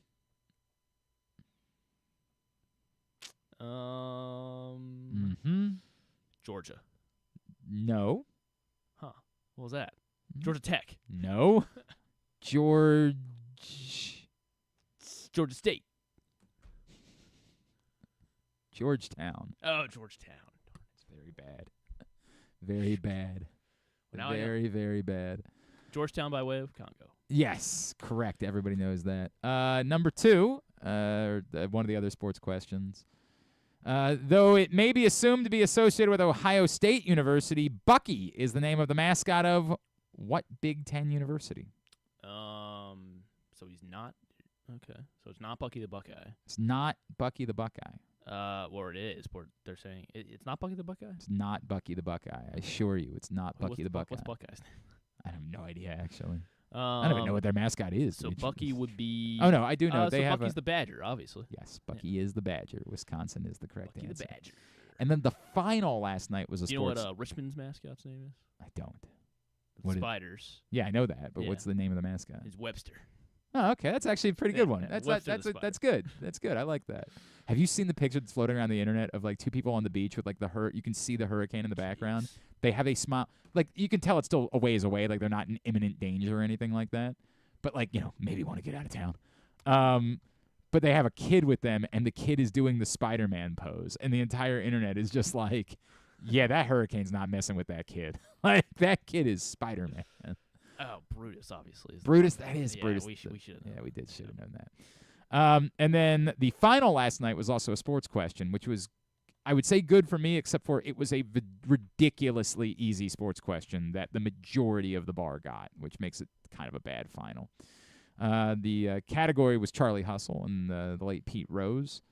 One of the most iconic images in the career of Pete Rose is him running over the American League catcher in the 1970 All-Star Game, causing the catcher to sustain a fractured shoulder.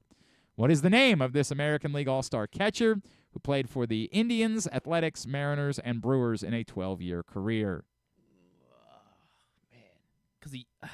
It's a very famous Very, very famous. It's like, is it Rob something? It's certainly not Rob something. Because he used to do like athletics games, right? Sure. And I don't know his name at all. No. Chris. It's not Chris. It's Charlie. It's not Charlie. Hustle. It's not Charlie Hustle. That's Pete Rose, yeah. Yep. Because it's That's because it's man. It was a broadcaster from 86 to 2021. Dang. Yeah. Dan. Nope. Don. Nope. Daryl. I will give you this. It is a 3-letter first name. Okay. Give you that. Rick, no K. No. Like Rick Flair. It does start with an R, though. And it's not Rob. It's not Rob. Because it's Ron. It's not Ron. It's It's going well.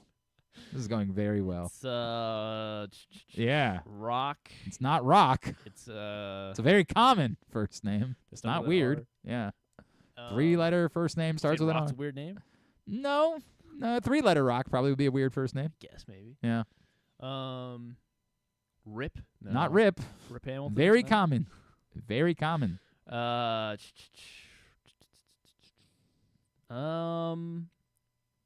Yeah. Ralph. How is Ralph? Raph. That's what you're going with. Raph. You know what? You've got the first 2 letters. That's because just need to come up with the 3rd letter. This is unbelievable. I can't think of the first name. Yeah. That I'm giving the first 2 letters and that it's only 3 letters. Oh, God. Oh, God. He's just gone letter by letter through the alphabet, which is actually painful. I can't get because it. it's Rag? Yeah, it's Rag. That's a very common first name, Rag. Because it's not Rat. Yeah. Ross? You sure? Ross. Rap. That's Rap exactly. Williams. Rap Williams. You got it. Yeah. Raz? You skipped past the very. You skipped. Oh my God. What did I skip? Oh God. Rav? Went through the entire alphabet, and I was about to say it's going to take a while because it's near the end of the alphabet. Oh, Ray. Ray. Ray. A very common first name. Smith. Ray Smith. It's not as common of a last name. Ray. Well, I'm never gonna get it. Ray Fosse, of course, was the legendary former athletics catcher, which we got. I think we should have played poke. So this is the crazy part. We scored 101 points last night, which I'm pretty sure is the first time we've ever had triple-digit points. Nice. And we lost. We lost. We were down by 3 going into the final. It's our movie guy's fault. He got one of the visual round was a movie question, and he got one of them wrong. That would have made the 3 points. We would have been tied. Anyway, the moral of the story being, and there was also an insanely stupid question in the second half. I mean, insanely stupid. But the moral of the story being, with their movie guys. well, that one wasn't his fault. Was the question, but the other one was. He should have gotten the fifth of the movie, and I didn't even look over. I just trusted him and didn't even look over his work in order to say like it. It was a question about biopics. Like they put up an image. Who is the character in the biopic? And he wrote down Tammy Wynette when it was Loretta Lynn. So like, I should have looked. Like I just gave him too much trust. So anyway, the moral of the story being, I immediately know the answer. I write it down. In hindsight, I should have played poker because the other team wasn't as confident about the answer. So in hindsight, I should have been like, oh, we don't know, and see if maybe crap. That would have made them wager like 10 points instead of 15, and so we could have surpassed them, and we did know the entire time, but screwed it up. Now you know. Ray Fosse. All right, when we come back in, we'll get a tidbit. For sure. Yeah, we'll get a tidbit. We'll get Tubular to wind things down for a Tuesday edition of Glenn Clark Radio. The ultimate fan experience awaits you at Sports and Social Maryland. See how we're raising the sports bar with our massive 100-foot media wall featuring 40 HD TVs and a 47-foot big screen. Bet on your favorite teams and this year's biggest events at the FanDuel Sportsbook while enjoying your favorite beers and cocktails, plus our delicious takes on bar food classics. Visit Sports and Social at Live Casino and Hotel Maryland at Arundel Mills. Must be 21. Gambling problem? Call 1-800-GAMBLER. Driving in Maryland? Did you know an Easy Pass from DriveEasyMD.com can save you time and money? Of course you did, because you are a thrifty driver. An antenna reads your EasyPass transponder and automatically deducts the toll from your EasyPass account. Learn more at DriveEasyMD.com. PressBox's Project Game Day is the place to be after every game this season. Join Glenn Clark, Rita Hubbard, Super Bowl 35 champion Femi Adebayo, and our cast of regulars as they break down what happened, why it mattered, and what it means moving forward. You can watch the show at PressBoxOnline.com/gameday or PressBox's Facebook and YouTube pages. Project Game Day is brought to you by the Green Turtle Sportsbook in Towson and Canton, EasyPass, and HelpMyGamblingProblem.org. So join us for Project Game Day after every game day this football season at PressBoxOnline.com/game day. Treat yourself and taste the Baltimore tradition that is the legendary Costas Inn. Hey, it's Stan the Fan Charles. For over 50 years, the Costas Inn has been a Baltimore original, dishing out their legendary fat, delicious, award-winning crab cakes and steamed crabs. It's crab season, so sit back and crack some crabs while watching the Birds pursue another divisional title on Costas's 15 TVs. On Monday night, the Costas Inn offers their half-pound jumbo lump crab cake with 2 sides for under $30. So head on down to the Costas Inn today at 4100 North Point Boulevard or visit them at CostasInn.com. The votes were all counted, and the results are official. Royal Farms was named #1 for food in the USA Today 10 Best poll, receiving more votes than any other convenience store chain in America. The next time you want to get some good food fast, doesn't it make sense to go to Royal Farms? Voted best in the USA and home of world-famous chicken. Real fresh, real fast. Royal Farms. Gambling can be a fun and entertaining experience, but there are risks involved. If you're planning on betting on the game at the casino or on your phone or computer, know your limit, stay within it. Set a budget and a time to stop. Remember, gambling isn't a financial solution, and it doesn't mix well with alcohol or drugs. Know the risks and have a plan before you begin gambling. For free and confidential services, call 1-800-GAMBLER 24/7 or go to helpmygamblingproblem.org. Brace yourselves for an unparalleled in-person betting experience at the Green Turtle Bet Park Sportsbook and Bars in Canton and Towson. Experience the thrill of live betting with Baltimore's only state-of-the-art Vegas viewing TV experience. Choose between our on-site tellers or the convenience of our self-bet kiosks to place your bets. Gather your betting buddies and head over to the Green Turtle Bet Park Sportsbooks today. Green Turtle Bet Park Sportsbooks in Towson and Canton. The ultimate destination for game day excitement, great food, and live in-person betting. Must be 21. Please play responsibly. Gambling problem? Go to mdgamblinghelp.org. Coming back in here with Glenn and the other guy, Garrett, whatever his name is. You know who they are. All right, back in here on GCR as we wind down for a Tuesday edition of the program. Get ready for the Arthur Millette Show with Justice Hill tonight at Mother's North Grill in Timonium. Today's show has also been brought to you by the CIAA tournament, which is back, and you have one more day. I guess technically 1.5 days because tomorrow is the final day. Take advantage of this great offer at CIAAtournament.org. You can save $75, 75 big ones on your week-long pass for the CIAA men's and women's basketball tournaments. Go to CIAAtournament.org. Use the code SCHOOL75. And what is usually a $275 ticket, again, for the entire week, becomes a $200 ticket. But you got to take advantage of it by tomorrow. Speak by then or forever hold your peace. All right, let's go ahead and get a tidbit.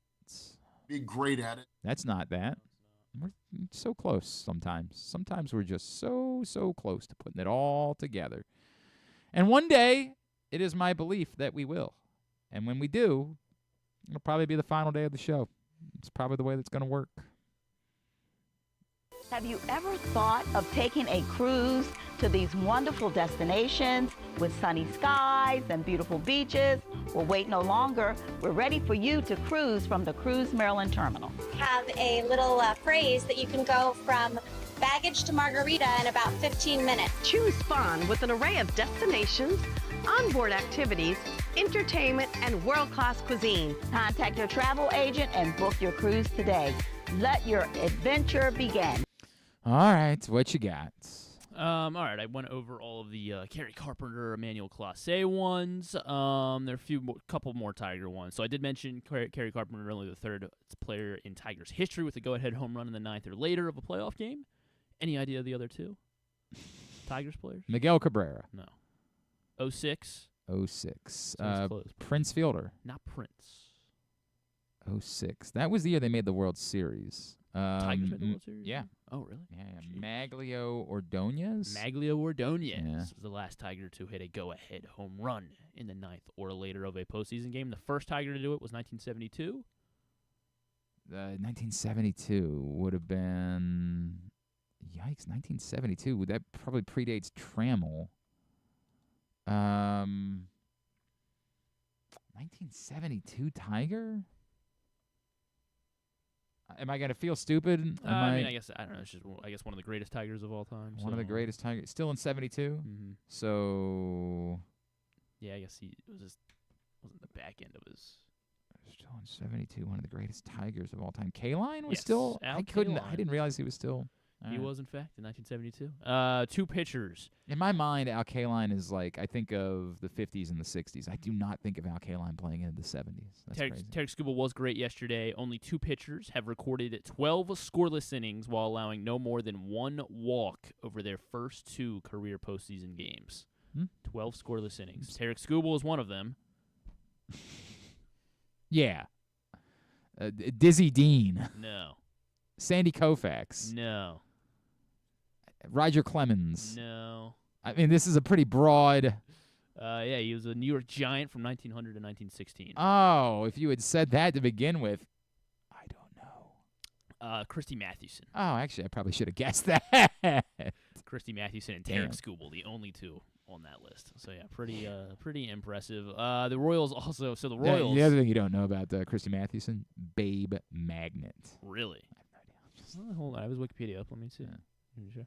Wow, he served in World War I, too. Yeah, he's a good American. He was. Royals have won 8 straight Game 2s in postseason. It's kind of a looker. He's kind of a looker, Christy Mathewson. Like, there's a charm there. Yeah, sure. You know what? I mean, I could see it. I could see it. He's got a little, like a little Woody Harrelson, I think, almost. Okay, I could go with something like that. He would play him in the. I'm telling you, Christy this picture right here, that guy can get it. Like that Think guy's so? That's a looker. So the Royals have won 8 straight Game 2s. Look at this guy. Look at this handsome fella. Which Oh, is I'm all in on tied. Christy Mathewson. I'm starting to feel some feeling. Which is tied for the longest Game 2 win streak in postseason I history. think that should be our next thing as we try to rank the sexiest 1900 to 1940 baseball players. Like that should be. Probably saw it. Rayshon Jenkins, 102-yard fumble return for a touchdown, and then Pat Surtain had a 100-yard interception return for a touchdown. Yeah. On Sunday, it is the first week in NFL history with two 100-yard defensive touchdowns. I'm actually a little surprised by that. It's never happened. Yeah, on the just same I mean, week. I'm mildly surprised. I'm not like stunned, but it's mildly surprising. The rookie quarterbacks have been very good. Jayden Daniels is the third rookie quarterback. I guess I should say very good, but they've been solid. Yeah, Jayden Daniels has been very good. Yeah. Caleb Williams, we're gonna overreact to. Maybe Caleb Williams is starting to put it all together, but he also played the Panthers, so like, let's be fair. Jayden Daniels, third rookie quarterback to start and win 4 of his team's first 5 games in a season. He joins. Joe Flacco. No. They lost another game? Who else did they lose to? I know they lost the Steelers game. Oh, was the Giants game in the first 5? Yeah, maybe. Okay, maybe they did lose 2. I'm trying to think of the 08. Rookie quarterbacks. RG3? Not RG3. Ravens went 2-3 to start. Who else did they lose to? They lost. So they went. They 2-0. won their first 2. Yeah. They beat the Bengals, beat the Browns. Then they lost to the Steelers. Yeah, lost to the Steelers in overtime. Lost to the Titans. I Lost don't to remember the that Colts. Titans. I don't remember those games at all. God, what happened to me? Then they won 4 in a row. Probably drinking, if I had to guess. I was doing a lot of drinking. So they started 2-3, and then they won. They only lost 2 more the rest of the way. So Okay. Pretty solid. Pretty solid. Good job, Joe. All right. How about I just got to think of other rookie quarterbacks that. You want the years? First was 1973. That one I'm not sure. The Buffalo Bills. 1973 Buffalo. That's not Joe DeLamalore, is it? No. His first name was Joe, though. Oh, Kemp. No. Oh, that's Jack Kemp. What am I doing? Joe Mama Ferguson. Oh, yeah. Actually, I should have known Joe Ferguson. Okay. Son of a. That's what I actually, when I said Joe DeLamalore, I swear to God, I was actually thinking of Joe Ferguson. Joe DeLamalore? Well, he was a defensive tackle, I want to say. Joe DeLamalore. Be impressive if he, Joe DeLamalore was he was a guard. He was an offensive lineman. I don't know why I confused Joe DeLamalore, but I swear to God, it's a more fun I was name to thinking say. of Joe Ferguson when I said Joe DeLamalore. Definitely a more fun name to say, so. Who was also a Bill, like for the record, Joe DeLamalore. Anyway. Yes, but the other years? 2016 was the only other time this happened. Oh, only other time was 2016. 2016 rookies. 2016.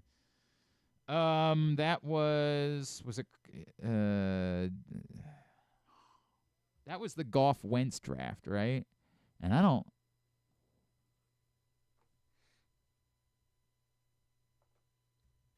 Was it Wentz? It was not. He was drafted in the 3rd round. Oh, Dak. Yes, Dak Prescott. Yeah, Dak Prescott, Joe Dak. Ferguson, and now Jayden Daniels. How about 4 of their first 5 games. Caleb Williams is the 4th quarterback. Oh, God, we saw more. I'm sorry. Oh. These ones are all these 3 are modern though. So he's the 4th quarterback to win each of his first 3 home starts and throw no interceptions. Win each of his first 3 home starts and and no throw interceptions. no interceptions. He's the 4th to do it. There's 3 that have done it. They've all been on the other side of 2000. Robert Griffin III. No. Dak Prescott. Not Dak. Matt Ryan. Matt Ryan Oh, in 2008. He had a good rookie year. Who was rookie of the year that year? Matt Ryan was. It was? Yeah. Okay. Although there was one, been Joe. there was a weird bit that year where like there was the AP Rookie of the Year, and then like the NFL had partnered with like Pepsi to do another Rookie of the Year award, and that one went to Joe. It's Attaboy, such a Joe, the such a Pepsi Rookie of the weird. Year. It was such a weird bit, man. Okay. Andrew Luck. Not Andrew Luck. But there was a 2012 rookie though. There was a 2012 rookie. Not RG3. Not RG3 and not Andrew Luck, but it was a 2012. Who the hell else went in 2012? Also drafted in the First round? 3rd round. Oh, in the 3rd round? Oh, Russell Wilson. Russell Wilson. In my mind, Russell Wilson is like before 2012. He's like Ben Roethlisberger. Yeah, right. Legitimately. Matt Ryan, Russell Wilson, and then 2020. 2020. That's the pandemic year. None of that. You doesn't keep count? forgetting that doesn't count. Anything How's that it- happened in If 2020. anything counted in 2020, the NFL season probably is the closest. No, nothing counted in 2020. I mean, they played a full season. I know they played a game on Wednesday, but you know. Yeah, Kendall Hinton played quarterback for a football game, Griffin. And it was It electric. wasn't real. No, it wasn't. They got their asses handed to them because Yeah, they but it started was a a wide really good receiver. effort. No, it wasn't. We're all proud of them. 2020. And Kendall. Is that Burrow? Not Burrow. Burrow was the following year? No. I thought Burrow was Yeah, I guess 2020. yeah, Burrow was over 2020. But no, not Burrow. Who the hell else? Who am I thinking? Trevor Lawrence was the next year.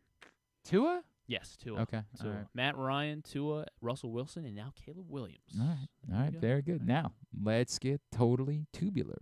Experience the thrill of the Mars, Maryland 5-Star at Fair Hill, presented by Brown Advisory, coming October 17th to 20th. See the world's best equestrians compete in the sport of eventing, the ultimate test of horse and rider. Enjoy a weekend festival featuring local food, shopping, and fun for all. Come for the event and stay for the experience in Cecil County, home to the Chesapeake Bay waterfront, vibrant small towns, and family entertainment.